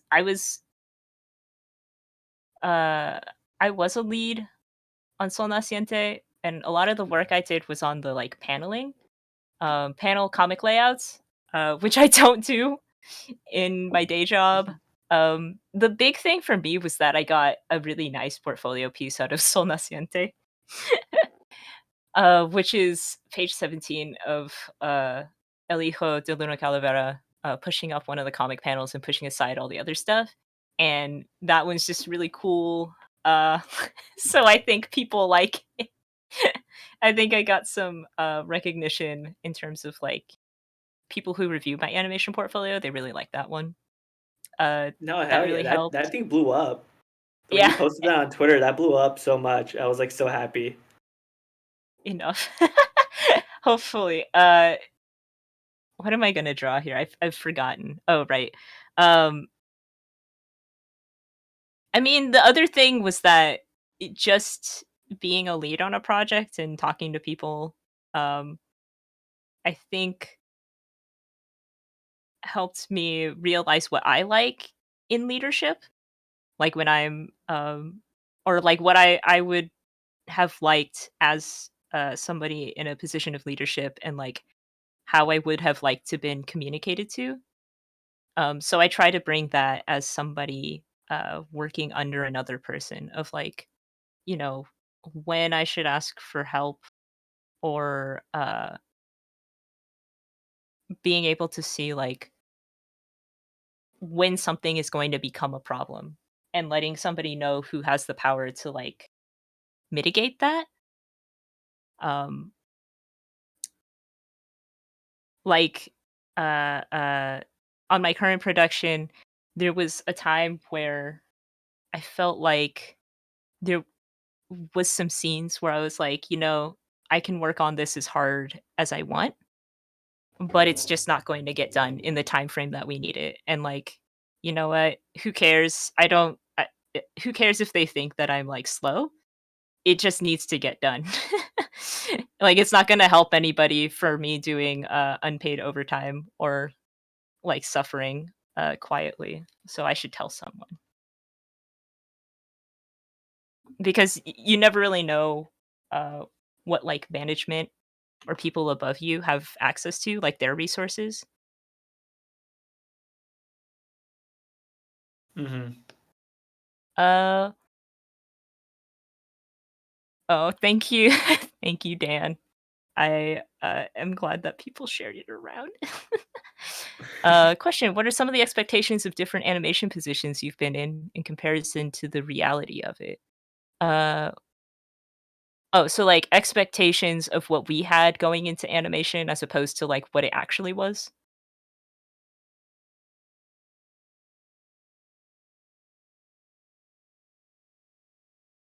That's a Do you have that's a that good right? one. Yeah. Can you ask the question again? Sorry. So like, were there any expectations going into a position that you had versus the reality of what that position was? So like storyboarding or like your internship at Pixar or stuff like that. Yeah, I guess for um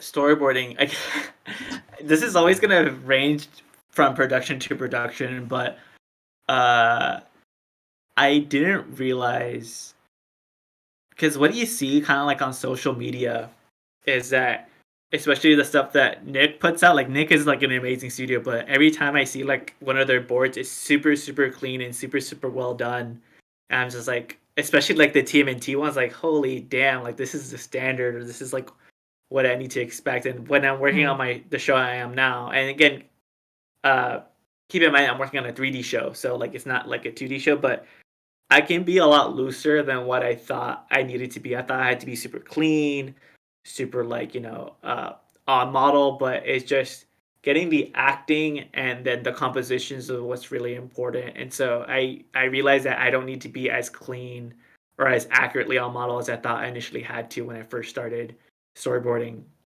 and then Yeah. at least professionally. And revisions, I didn't realize how like I knew revisions was kind of like cleanup and addressing notes and stuff, but again, particularly through a 3D show, didn't realize like how much like because these characters are like 3D models and stuff. I didn't realize like how like keeping their size accurate, because in 2D you kind of get away with having characters kind of be different sizes. But when it comes to like a 3D show, the rigs are there. They can't really change the sizes of the rigs. So making sure that you adjust the size relations appropriately, that way it doesn't affect the compositions when it goes into layout overseas, is like really, really important. And so that's one of the things I didn't initially realize when I first started working in animation as a revisionist, if that makes sense. I also didn't realize I was going to be working so much in 3D when I first started, because I primarily work kind of in Blender now to block out my action sequences or my sequences in general. So that was something I didn't expect going in, that I realized that I'm using this program called Blender, which I didn't learn how to do until I started that job. So that's a thing. Yeah. How about you, Like, Yuki? I think it's interesting that Blender, a free program, is actually becoming pretty standardized to use in animation. So like it's really nice that there's access to a free tool that's been being actively like industry standard, like professional.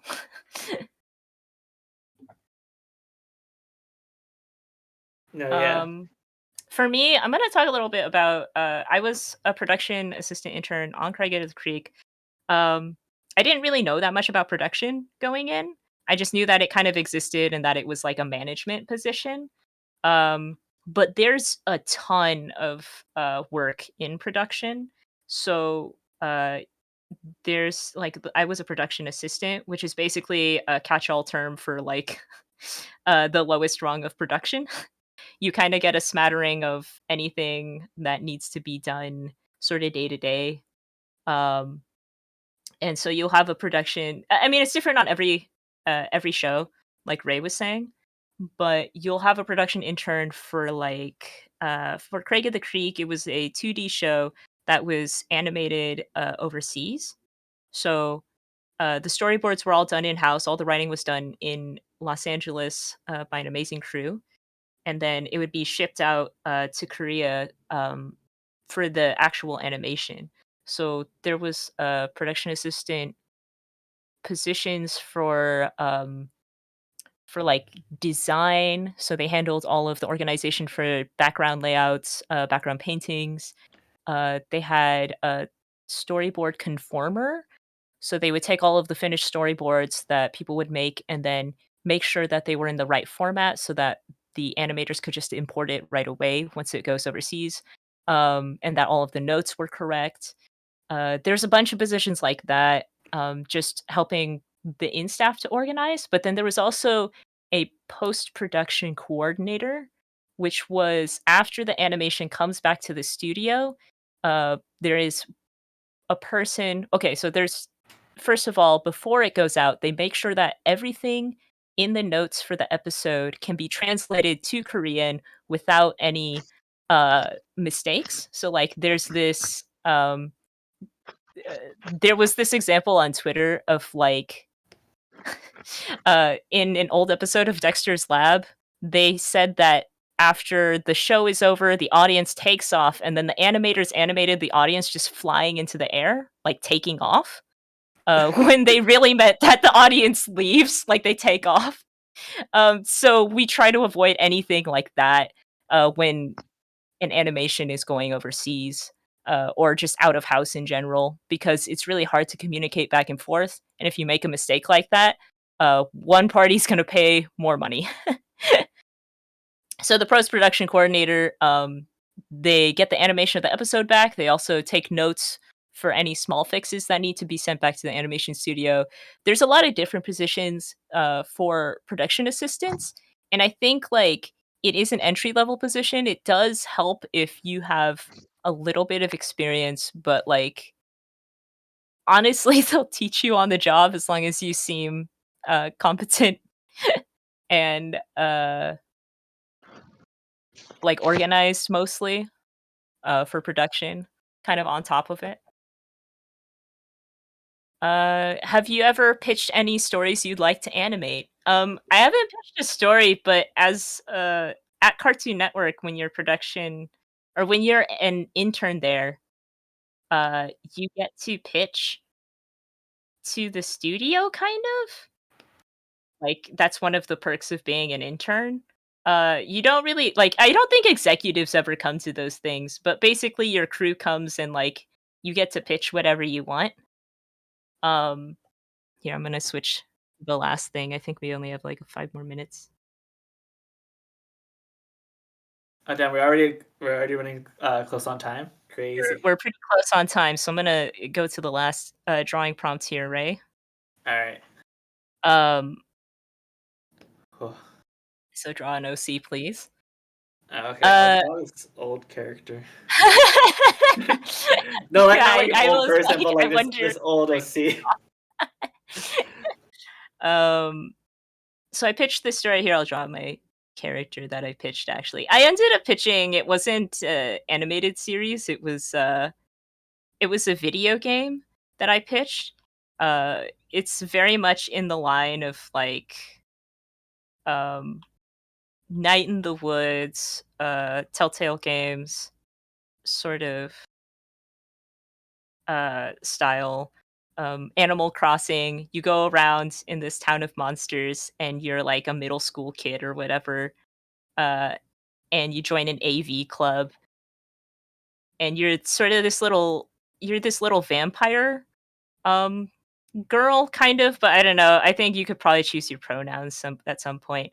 You're this little vampire, and the whole thing is that you join like this AV club, but you can't be captured on camera and you can't see your face. Um, and it's sort of about blah blah blah something something. It's about visibility in media and not seeing yourself represented on a screen.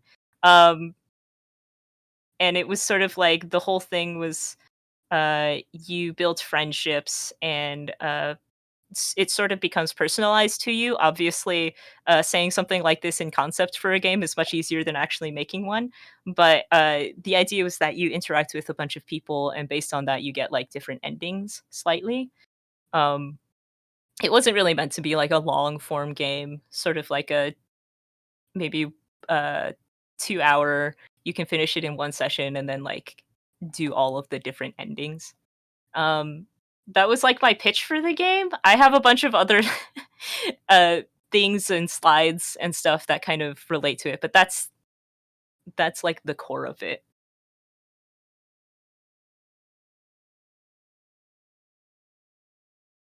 Do you have anything that you would pitch, Ray, to studio? Yeah, I don't think anything that's like ready right now, but like I do have some ideas I would eventually like to pitch. I do want to do some kind of like I've always been a fan of like of fantasy, and I've always that'd be I always loved the medieval fantasy. Medieval fantasy has always been kind of like my favorite, What but fantasy? uh Oh, medieval medieval. fantasy. Yeah. Like uh yeah, but I think I figured like it might be like what if it can I do like any fantastical elements of like Mesoamerican Mm. influences, and so like that's something I've been kind of digging deeper and trying to see if there's something there that I could do that I could kind of put my own spin on it. Mm-hmm. But yeah, I do eventually want to pitch something. I'm a big fan of like superhero stuff. I'm a big fan of like medieval fantasy stuff. I'm a big fan of like wrestling stuff. So I figured, I think I think there's plenty of things for me to play with that I could eventually like do if I so choose. But you do want to be like a director someday, right? Yeah, It's like a I dream do of yours. eventually. Yeah, I want to be a showrunner, and That's I cool. do want to one of these like maybe even this year start like actually preparing a pitch bible of some sort to eventually Whoa. pitch and work on. But right now, like I'm trying to learn as much as animation as I can, and it's kind of been difficult learning about the pipeline when I'm sitting at home. Mm. Because I would love to like if I'm ever back in the studio, I would love to sit in on pitches or like go in kind of visiting all the other like studio pods or like the other kind of parts of the pipeline, seeing kind of like what they do and stuff. Mm-hmm. And it's kind of hard to do at home. But yeah, I really want to learn what goes into like making a full-on animation, and like what are the ins and outs, the hiccups, the things that people think it's super easy to do, things that are actually in reality super hard to do, stuff like that. Yeah. Thinking about 'Cause that yeah, makes me tired. I'm not interested in becoming a showrunner. I think that's something also I just want to put out there, is that like a lot of people are like, I want to join the animation industry and make my own show and do all this and that. And I'm like, God, that sounds so tiring. I never want to be in charge of a show. That's way too much work. I'm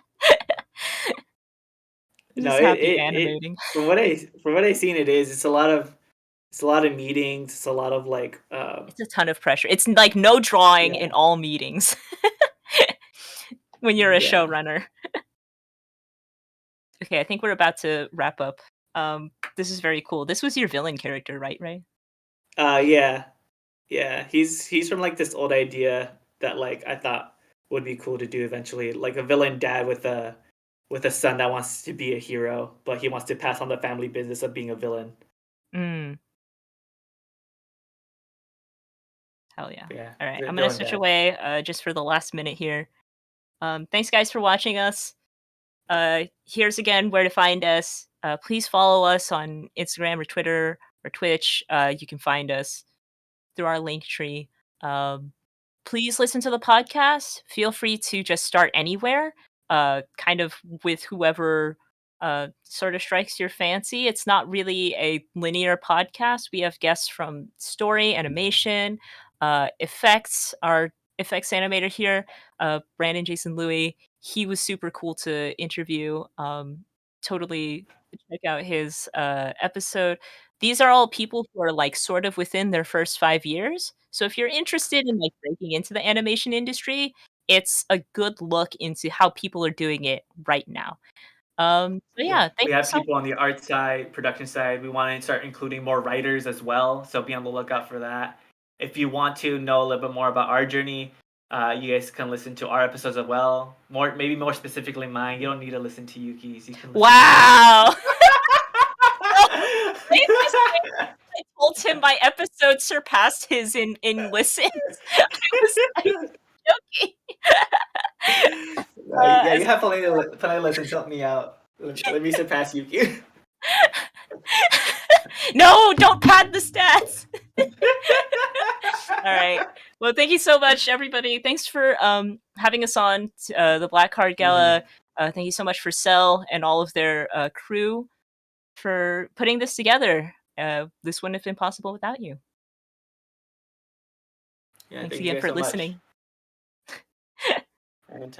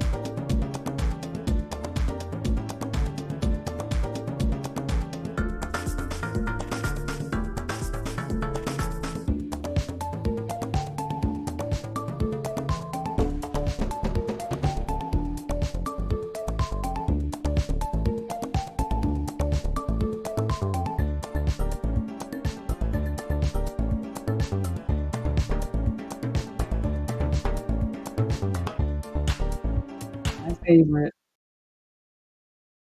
Oh, hell yeah. Let's go. Let's see, make sure this is filled in. And all right, go. I should have done this for this layer instead. Done the watercolor. What I have to say? 68 and 93. Okay, watercolor 2 at 68 and 93. Okay. I'm live again. Hi, everybody. Hello. We are. I can explain. I can explain. I can explain. Listen, it's Sunny Bridges and Kazuma Kiryu, and they're friends, and they're hanging out. Um, can you listen? Someone did want Sunny Bridges from Class of 3000. Weeb did, and I was like, "How dare you hit me with this? I love Class of 3000." And then Kiryu found his way in there somehow, and they're just like, "Well, I guess they're friends." And then Kiryu went to Wawa, and it was like a whole thing. And now we're here. We're here. Are we interrupting something? I mean, they are becoming friends. They did meet in Osaka through a Yakuza side quest, and now they are friends. Um, and I just think that's neat. He went to Wawa, he got a hoagie. Um, Majima might work at Cheats. There's a lot going on. There's a lot going on, but like I just think it's neat. I just think it's special. Just left us alone for too long. What you expect? Yeah, that's what happens in an Onsta stream. You keep your eye off of us for a little too long, and it gets a little unhinged in there. There's a whole backstory. They became friends. There was a shamisen involved. It was a lot. But they meet in Osaka. Like, what did we miss? I mean, Sonny wanted to get his groove back and get his music back, so he went to Osaka, and some hooligans tried to shake him down. And he was like, "I got this," and Kiryu's like, "No, I got this." And Kiryu took care of it, and Sonny was like, "Hey, you're pretty cool." Started hanging out. It's a Yakuza X Pennsylvania gas station AU, and it's called Yaya. It's called Yaya. We left to you drawing your persona. I check in to see Kiryu holding a hoagie in an expansive floor. We get sidetracked a lot. We get sidetracked real bad. Like Cell kind of dropped in a little bit and saw that Kiryu was hungry, and she did take him to Wawa. He did need that. He really needed that. A lot has happened in a very short time. But hey, class of 3000 saved. I'm just surprised at how well that this study came out. He was hungry. It's about the journey, not the destination. That's an Onsta stream. I haven't seen that man since 2009. I know I missed this show so bad. I missed this show so bad. Like it was like the only cartoon that like I bought actual episodes of on iTunes. When like, okay, you can get one thing on iTunes. I'm like, I'm gonna get one episode of Class of 3000. And I'm just like, Sonny, I missed you so much. I missed Sonny. And now Kiryu's gonna miss Sonny too. They are literally friends now. They have become friends. The Sunny Bridges has become friends with the Kazuma Kiryu. I get so emo thinking about how it got canceled in the first place. I didn't hear about how it got canceled. Was there like a story behind it? Oh man. We love Class 3000.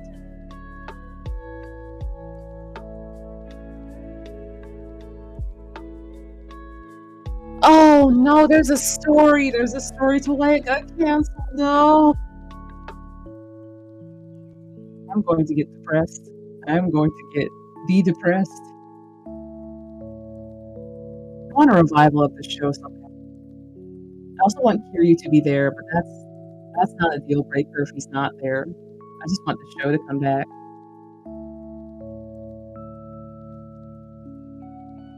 Because we can't have nice things. Nice things No, no, no. If Golden High can get a revival, so can Class of 3000. You know what? You're right. I forgot that Golden High got a revival. I completely forgot.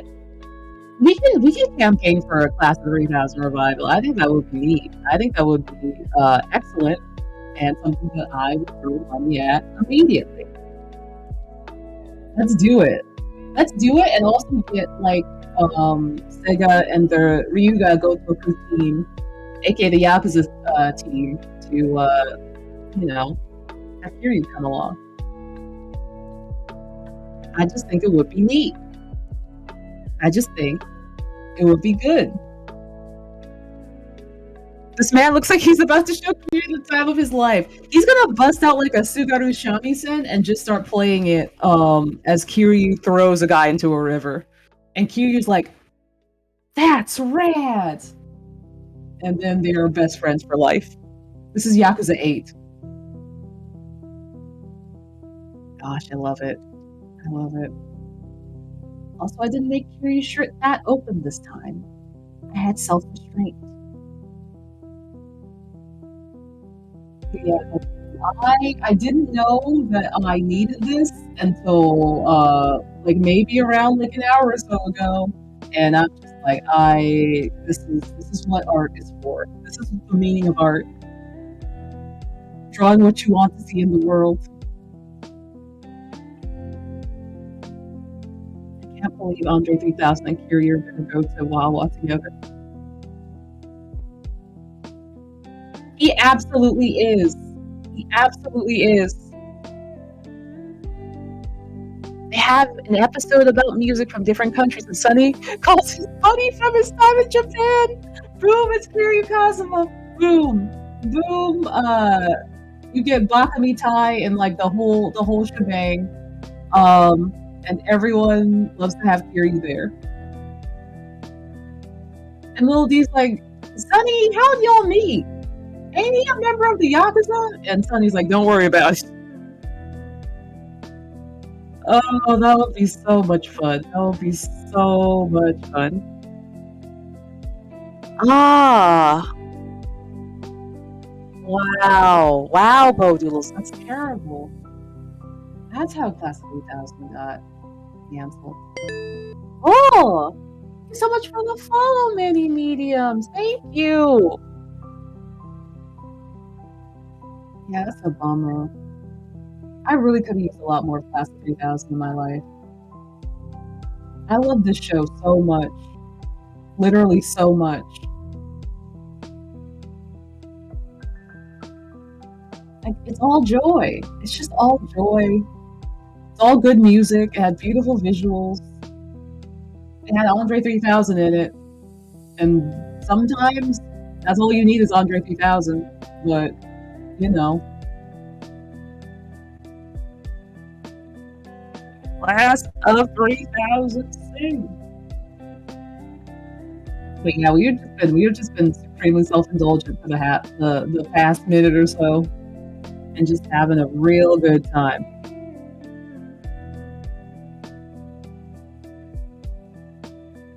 It's been great. I will keep my fingers extremely crossed that Class 3000 gets a revival. I want it. I need it. I got to have it. I got to have it. But yeah, listen, we are being very distracted. We are being very distracted and self-indulgent. But if anyone has any art questions or anything, let me know. Let me know. Because we can do those too. We were legit just talking about Wawa and Sheets and the Wawa Yakuza sponsorship for the past like hour or so. Oh, it's been great. It has been exceptionally great.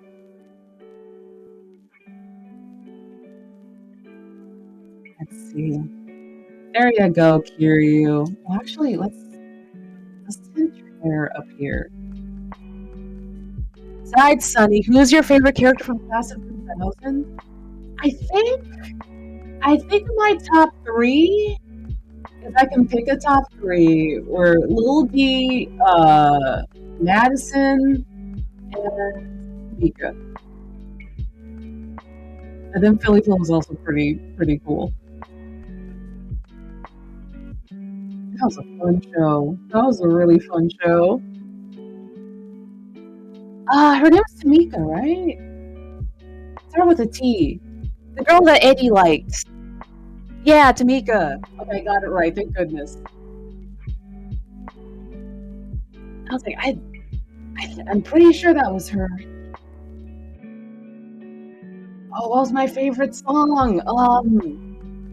I really like Leon Nonchalant. Thank you for the follow.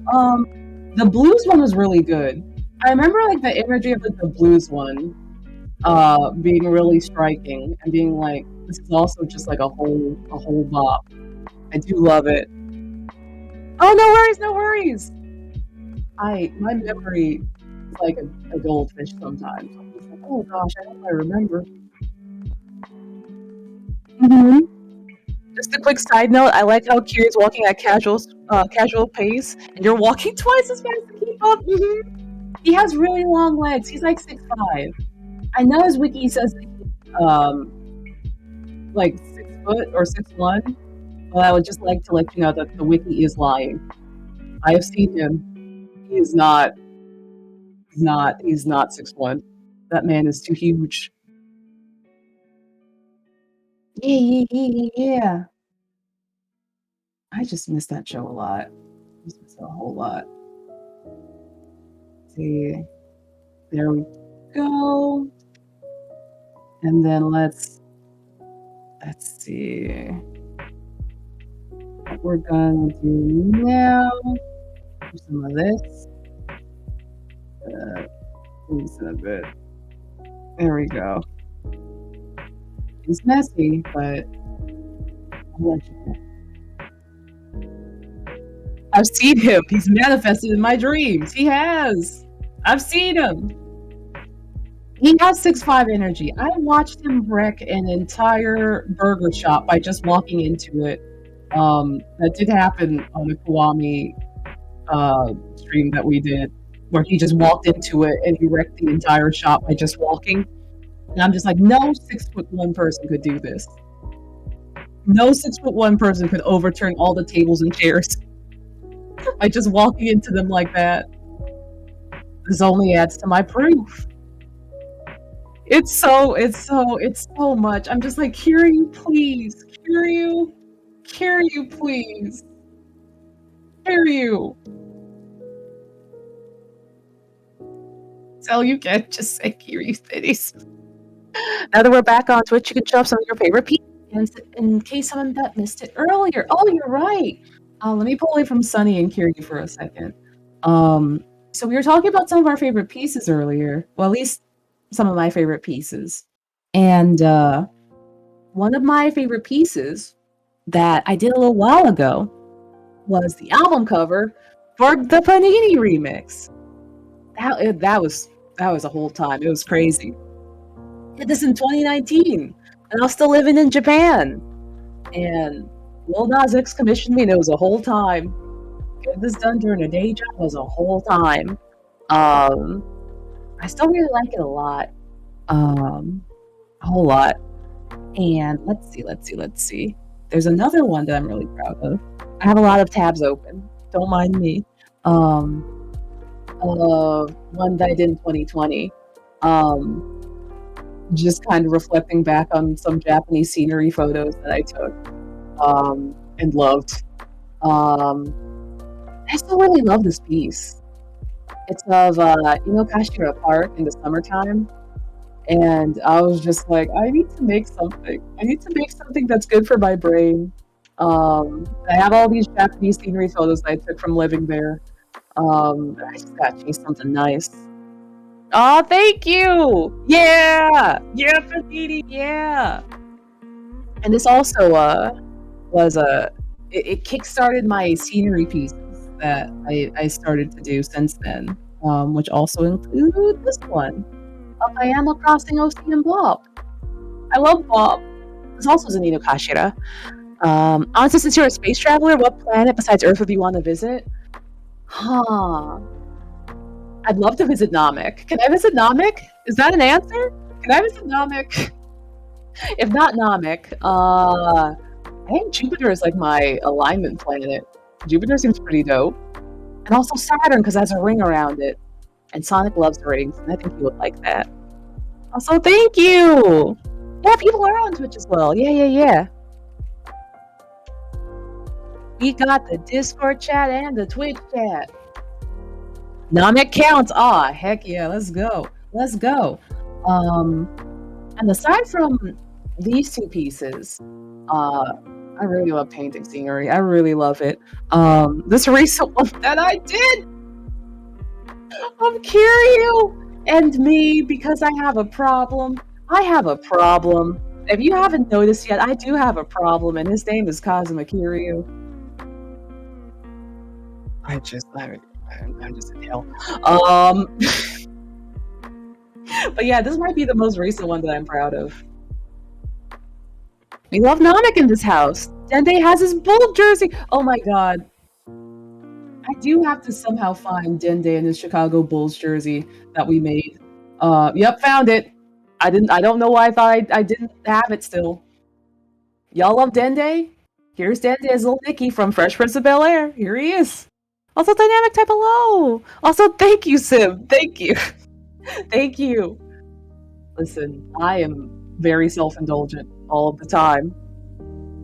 Dende is just little Nicky from Fresh Prince of Bel-Air, or as we put it, Fresh Prince of Namek. Man, that's just real. It's just real. Thank you. The Fresh Prince of Vegeta AU is also a very good time. It also is. I gotta see if I drew Vegeta in a Carlton shirt. I don't know if I have that still. I'm just very. Oh yeah, and here's me eating power cables with Kiryu. That was a whole time. Let me just pop open our doodles again before we get super duper distracted. But yeah, I have a lot of varied interests. And little to no self-control. So here we are. Yeah. Piccolo's Uncle Phil, I believe, because he's the responsible one. He was. I think that means like Will has to be Gohan. Oh no, and that's gonna make that episode with Will's dad hurt even more. Great. Oh, we're gonna get hurt. Oh, Sim, it depends. I've done both. A way that I found that I like possibly the best is I'll go and set up the shot in a photo. So I'll go out and take the photo, and then I'll come back, and then I'll like crunch it up real good, and then I'll render over it. It's fun because like I don't have to think about the composition at all because I already set up the composition. I love that. Like trying to like paint them and render them over entirely from scratch. Like you can do it. It takes so long. It makes my hand hurt. So I've done both, but I definitely think I like that, like setting it up beforehand and then doing rendering and painting over after, because that's my favorite part.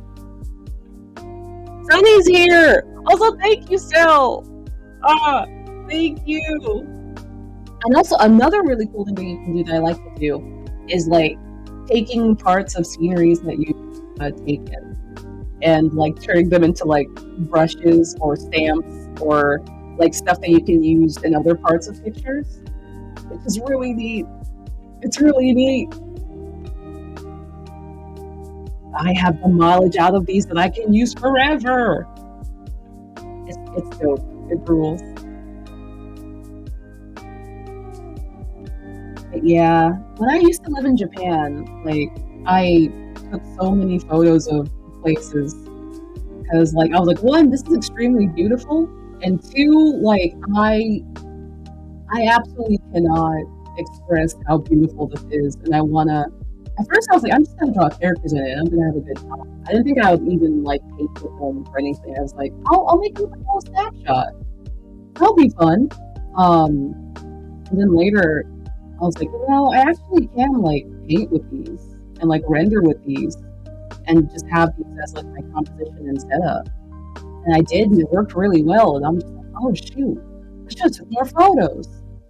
So whenever I get to go back to Japan, I am going to take 8,000 reference photos, like even more than I did the last time I was there, and just go ham. I want to get pictures of arcades. I want to get pictures of, God, I want to get more beach pictures. I want to get everything.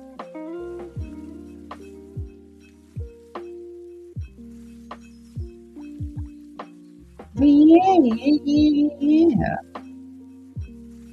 Also, like a lot of phone cameras these days are nice enough to like, you don't even need like a special fancy camera to take photos anymore. You can just use like an iPhone or an Android phone.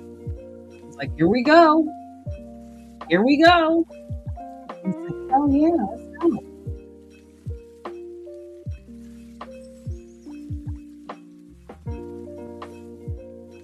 Oh my gosh, here they are. Here they are.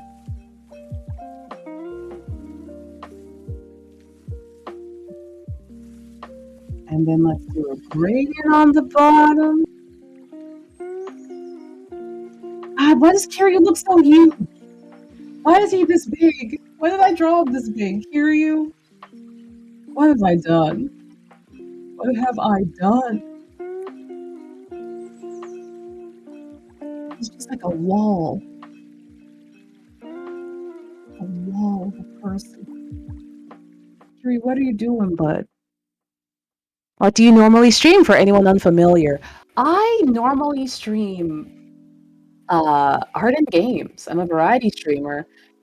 Usually it's art. Sometimes we get a little bit of retro games. Sometimes we get a little bit of newer games that have the himbo of the month in them. We've been playing Yakuza Kiwami 2 recently, and it's been a time. Just the whole time.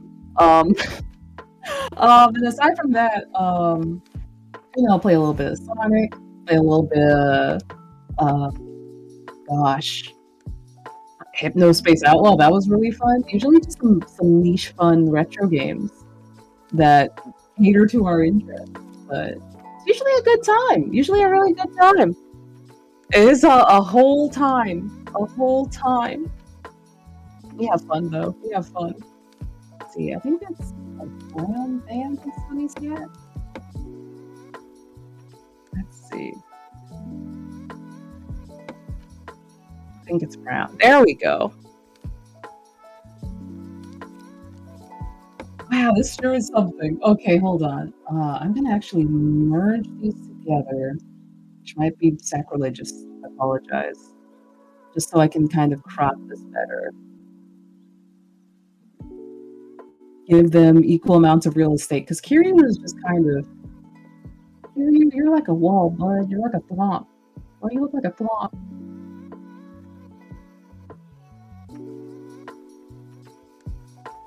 There we go. He looks like a thwomp! He's a large man. He's a thwomp. It's not his fault, but also, like, we're not wrong. We're not wrong. Lord.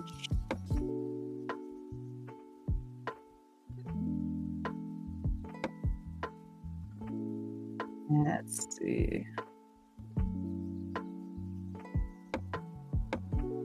Oh God, is this okay? This is gonna be a little. Don't worry about it. I think Sunny would call Kiryu Kaz. This is ridiculous. This is ridiculous. The Mario enemy, yes, that's him. Oh, he absolutely would. I'm glad we're all on the same page. He super would. I'm just gonna be real chill about it. And Kiryu's just like, huh? What? Because he is a 6'5" puppy who does not know anything.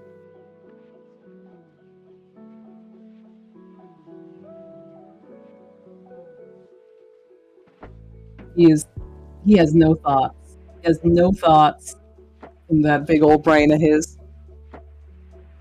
6'5" puppy.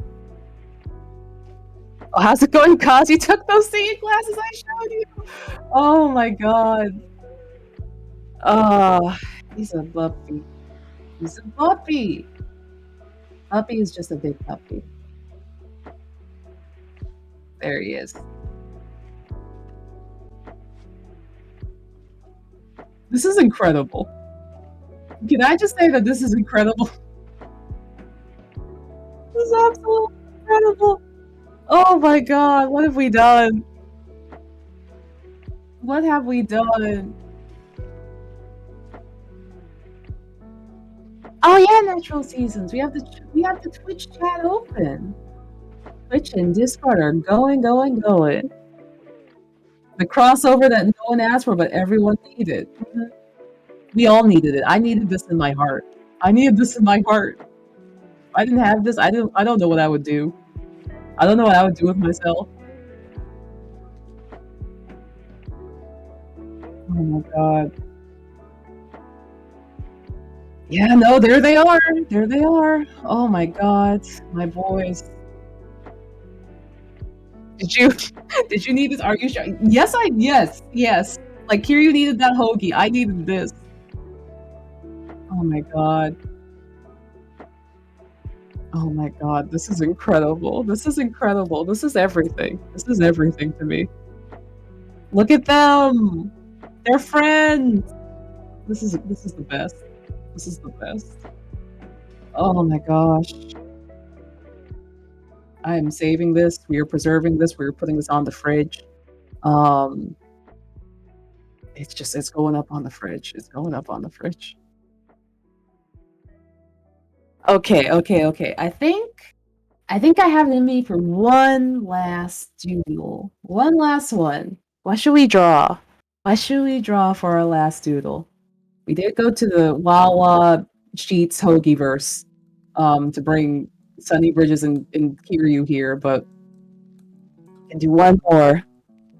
So you are everybody. Find your motivation and you just go. And you just go.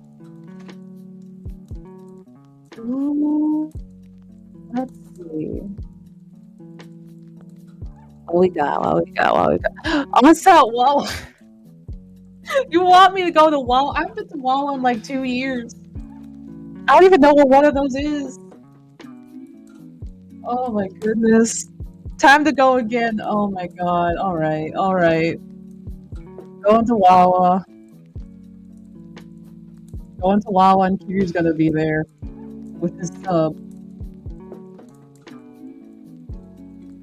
Oh my goodness. Here we go.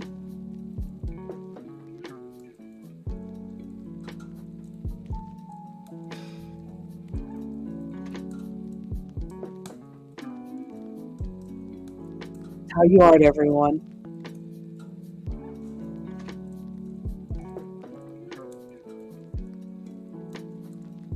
Oh my god. Okay, what do I wanna do? Like this. Do it like this. Should I have a soft pretzel? I guess I'll have the soft pretzel. The figure 8 soft pretzel. Staple up the Wawa. And like a soda.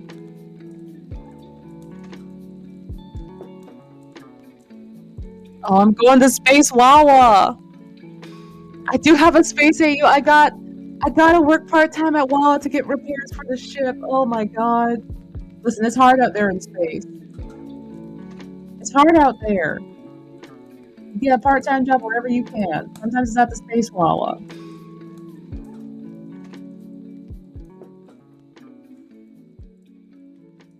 Oh my gosh. They do have plenty of coffee at Wawa. That is true.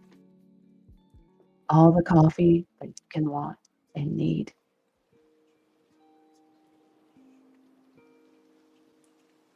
Yeah, listen, Space Wawa has health insurance. It has health insurance. That's why I got the job, because it has health insurance. Wawa coffee do be bussin'. They do. Like, all right, Wawa, I see you. with the Irish cream coffee you got. I see you. I've not been to a Wawa in so long. Onsta Space EU is like Cowboy Bebop, more colorful and upbeat and more chewing apples, as a treat. Just like a little treat for your bones.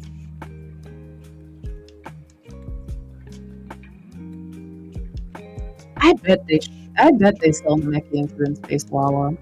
I bet they do. That's a good place where Piccolo can get Namekian food. It's like fast food Namekian food. It's not like the home cooked stuff. But you'll take it though, because it's a while to get to Namek.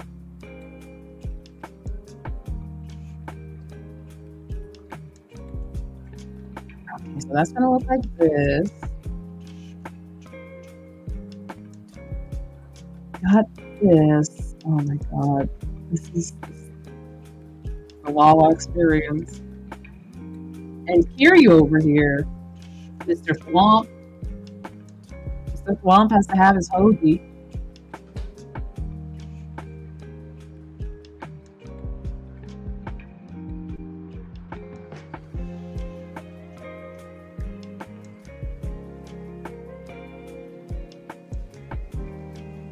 Here he comes.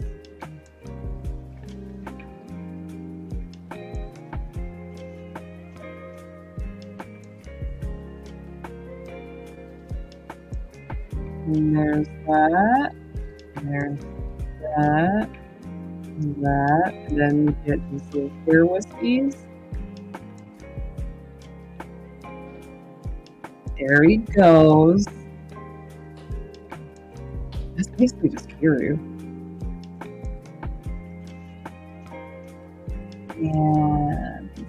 And we got like a little bit of this, a little bit of that.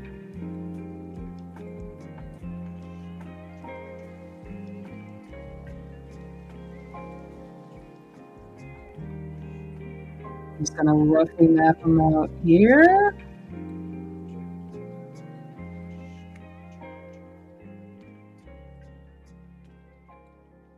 There we go, and now we can refine this thing. Oh, let me stretch a little bit. Oh, my bones. Oh, my bones. Everyone remember to stretch. No shrimping. Mind your bones.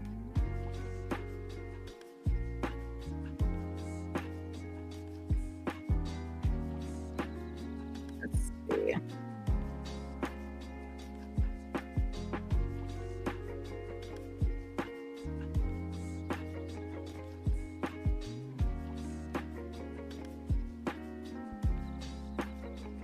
And do this.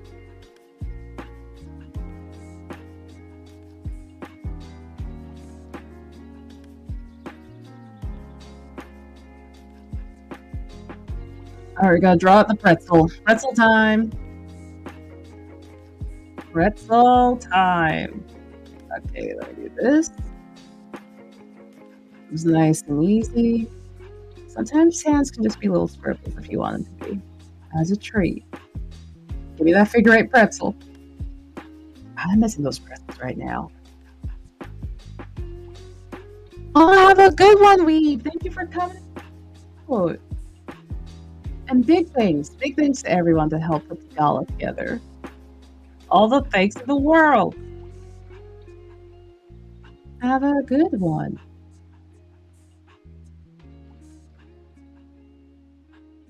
Yeah, I see you, Sil. I see you. I see you. Oh my goodness. Also, thank you, Sil, for taking Kiryu to Subway. Thank you. He was getting really hungry. He was like, I don't know how I can go on without Subway. Without Subway and Wawa. Did I say Subway? Now I'm just thinking about subs. I'm hungry. I'm just thinking about food. Subway. I don't know why I said Subway. I'm just thinking about food, I think. I know, Subway is not nearly as good as Wawa. Not nearly. I definitely will. I definitely will. sometimes I let my brain go on autopilot, and it will just kind of just like say what it's feeling in its heart. You and Kiryu being in Wawa made me realize we could have Yakuza in space. I would love to take Kiryu to space. Like, he might get like a little space sick, but I would like to design him a cute outfit. Like, hold on. Not to get distracted, but I do have a space crew, and I did design outfits for my whole space crew. Um, let me grab them. Let me grab them. Where's my boys? Where'd they go? But I basically gave everyone like really good jackets, and there they are. Everyone's here. Everyone's here. So Yusuke and Kuwabara are also part of the space crew, and so is Yamcha. And I would love to bring Kiryu along. I would love to. I would absolutely love to. Give him like a new outfit. Give him everything. It will be fun.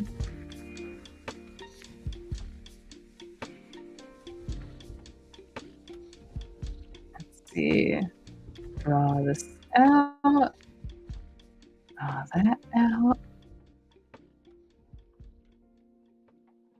Yeah, I love Yu Yu Hakusho. That is one of my top anime of all time. I love Yu Yu Hakusho to death. It is so good. Kazuma Kuwabara is my son, and he has done nothing wrong. Yusuke Urameshi is also my son that gives me shit every day of my life. But he's valid. He's so valid. Yeah! Aw, man. Those were the days. Were the days. I miss it. Like, I've rewatched Yu Yu Hakusho a lot because I miss it and I love it.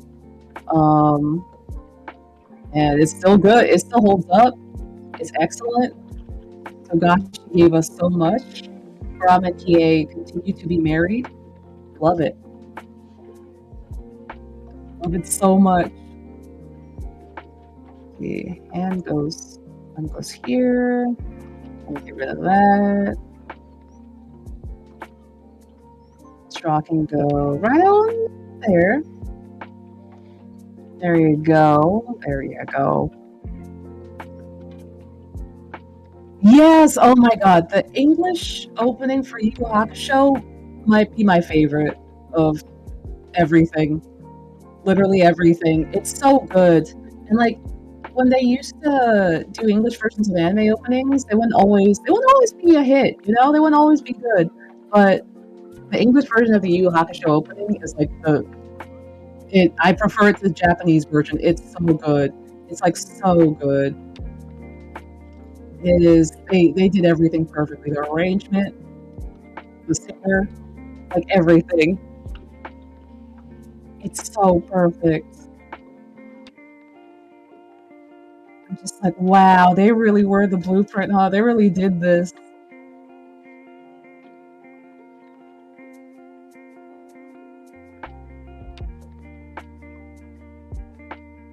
Okay, so let's see. That's this. Let me do a little bit of this. A little bit of that. Put a smile upon it.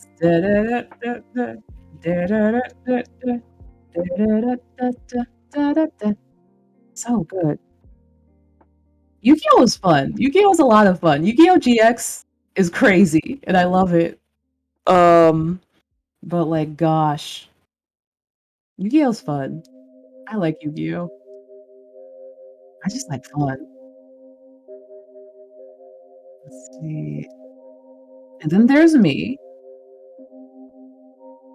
And now Kiryu has to get his hoagie. Kiryu has to get his hoagie, which is from Wawa, not Subway. Not Subway.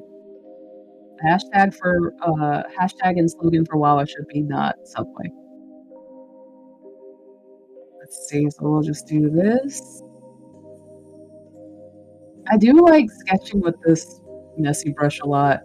because everything feels intentional, and also it just has a lot of personality with it. It's good, like it's real good. I was shown several clips of GX before I started watching it. And I was in awe and also like losing my mind. I was just like, excuse me? Like, are you this is what they went uh-huh? And it's like an art form. Oh my god. Kiryu is activated about the Hoagie. Kiryu-kun, calm down. Kiryu-kun, just calm down. Ooh, the English version of 5DS. Ooh, I haven't watched that. Ooh.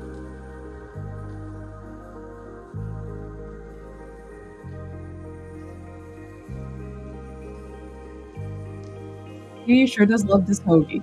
He sure does love this hoagie. Oh, I kind of love it. How intense he ended up looking. I'll take it. Hey, I'll take it. Card games on motorcycles. Let's go. Let's go. Use this little, and then this goes back here. This goes over here. Needs sideburns. Needs a sideburns. Growing boy. Do this.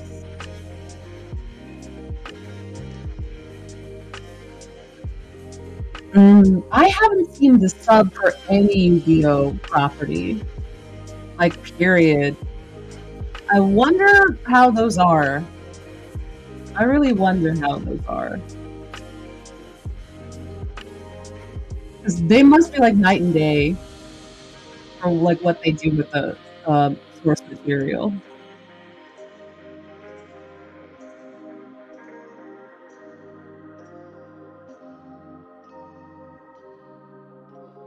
Let's see, do this, kind of make his nose go out more. You can have little blush as a treat. Let's see. He's like befuddled by this hoagie, and I kind of love it. I kind of love it. Like, he's allowed to be. He's never seen a hoagie in his life. He is absolutely allowed to be.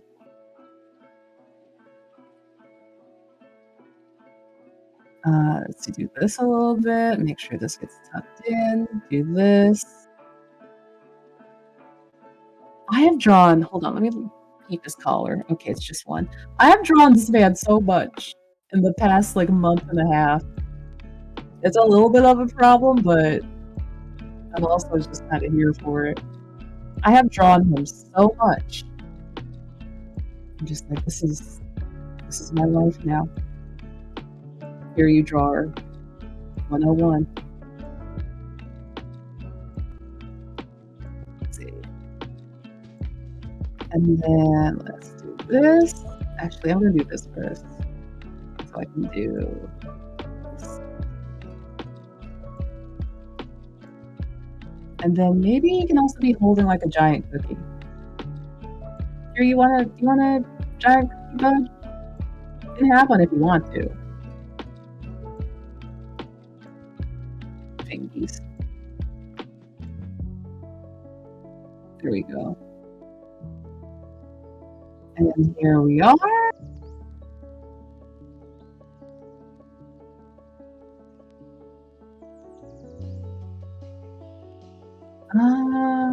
Yeah, let's do this way, maybe.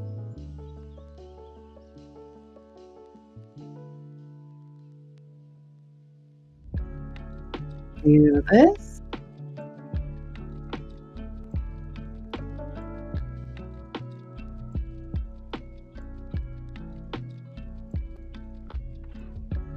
Kiryu has never seen a hoagie or a giant cookie in his life, and he is coping with it as best as he can.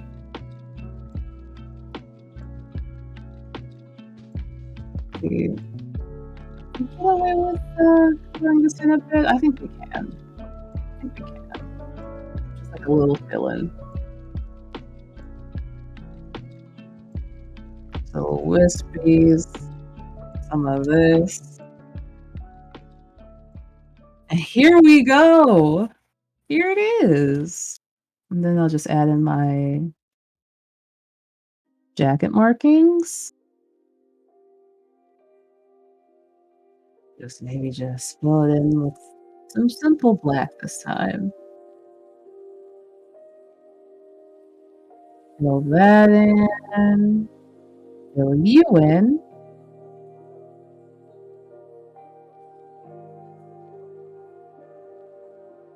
And not bad.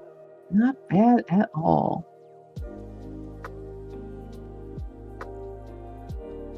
Hear you being startled by a sandwich 2K22. Not bad. Not bad at all. I'll take it. It looks pretty cute.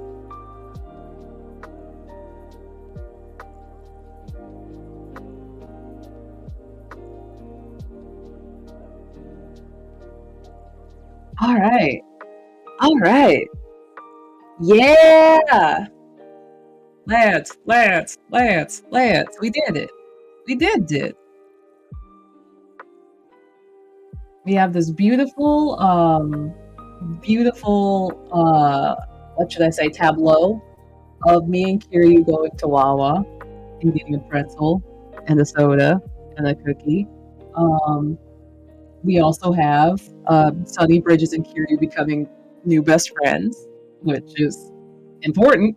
And we had some duels from earlier that we were doing. Oh, that's the undersketch of Sunny.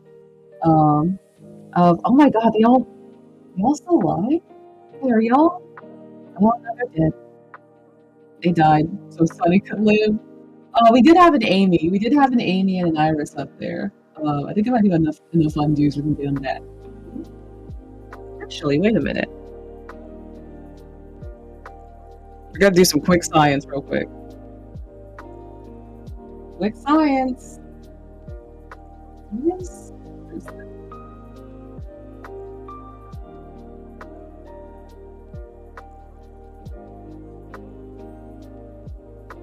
Yeah, I think they might be done though, but listen.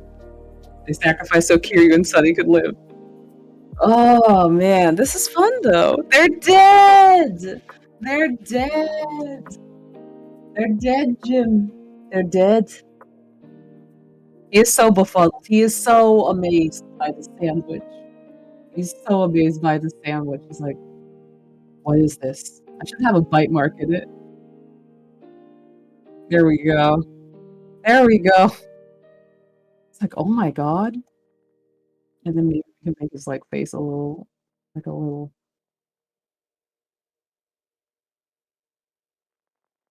He is in awe.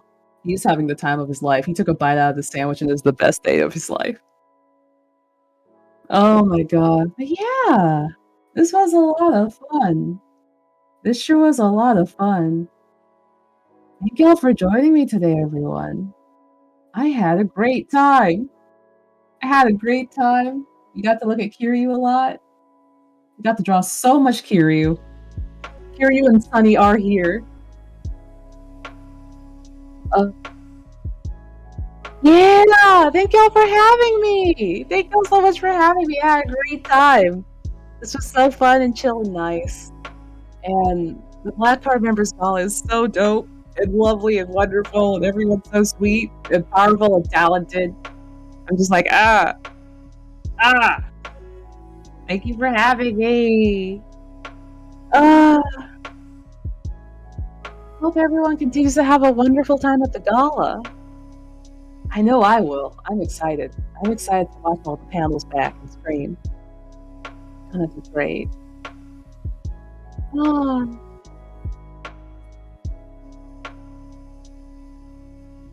Oh, thank you, Sal. Thank you. That's where my Twitch is.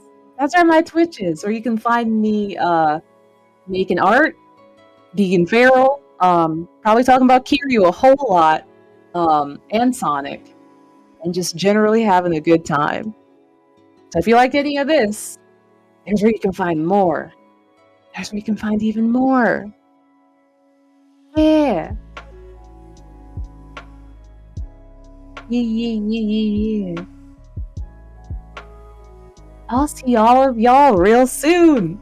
And enjoy the gala, everybody. Enjoy the gala.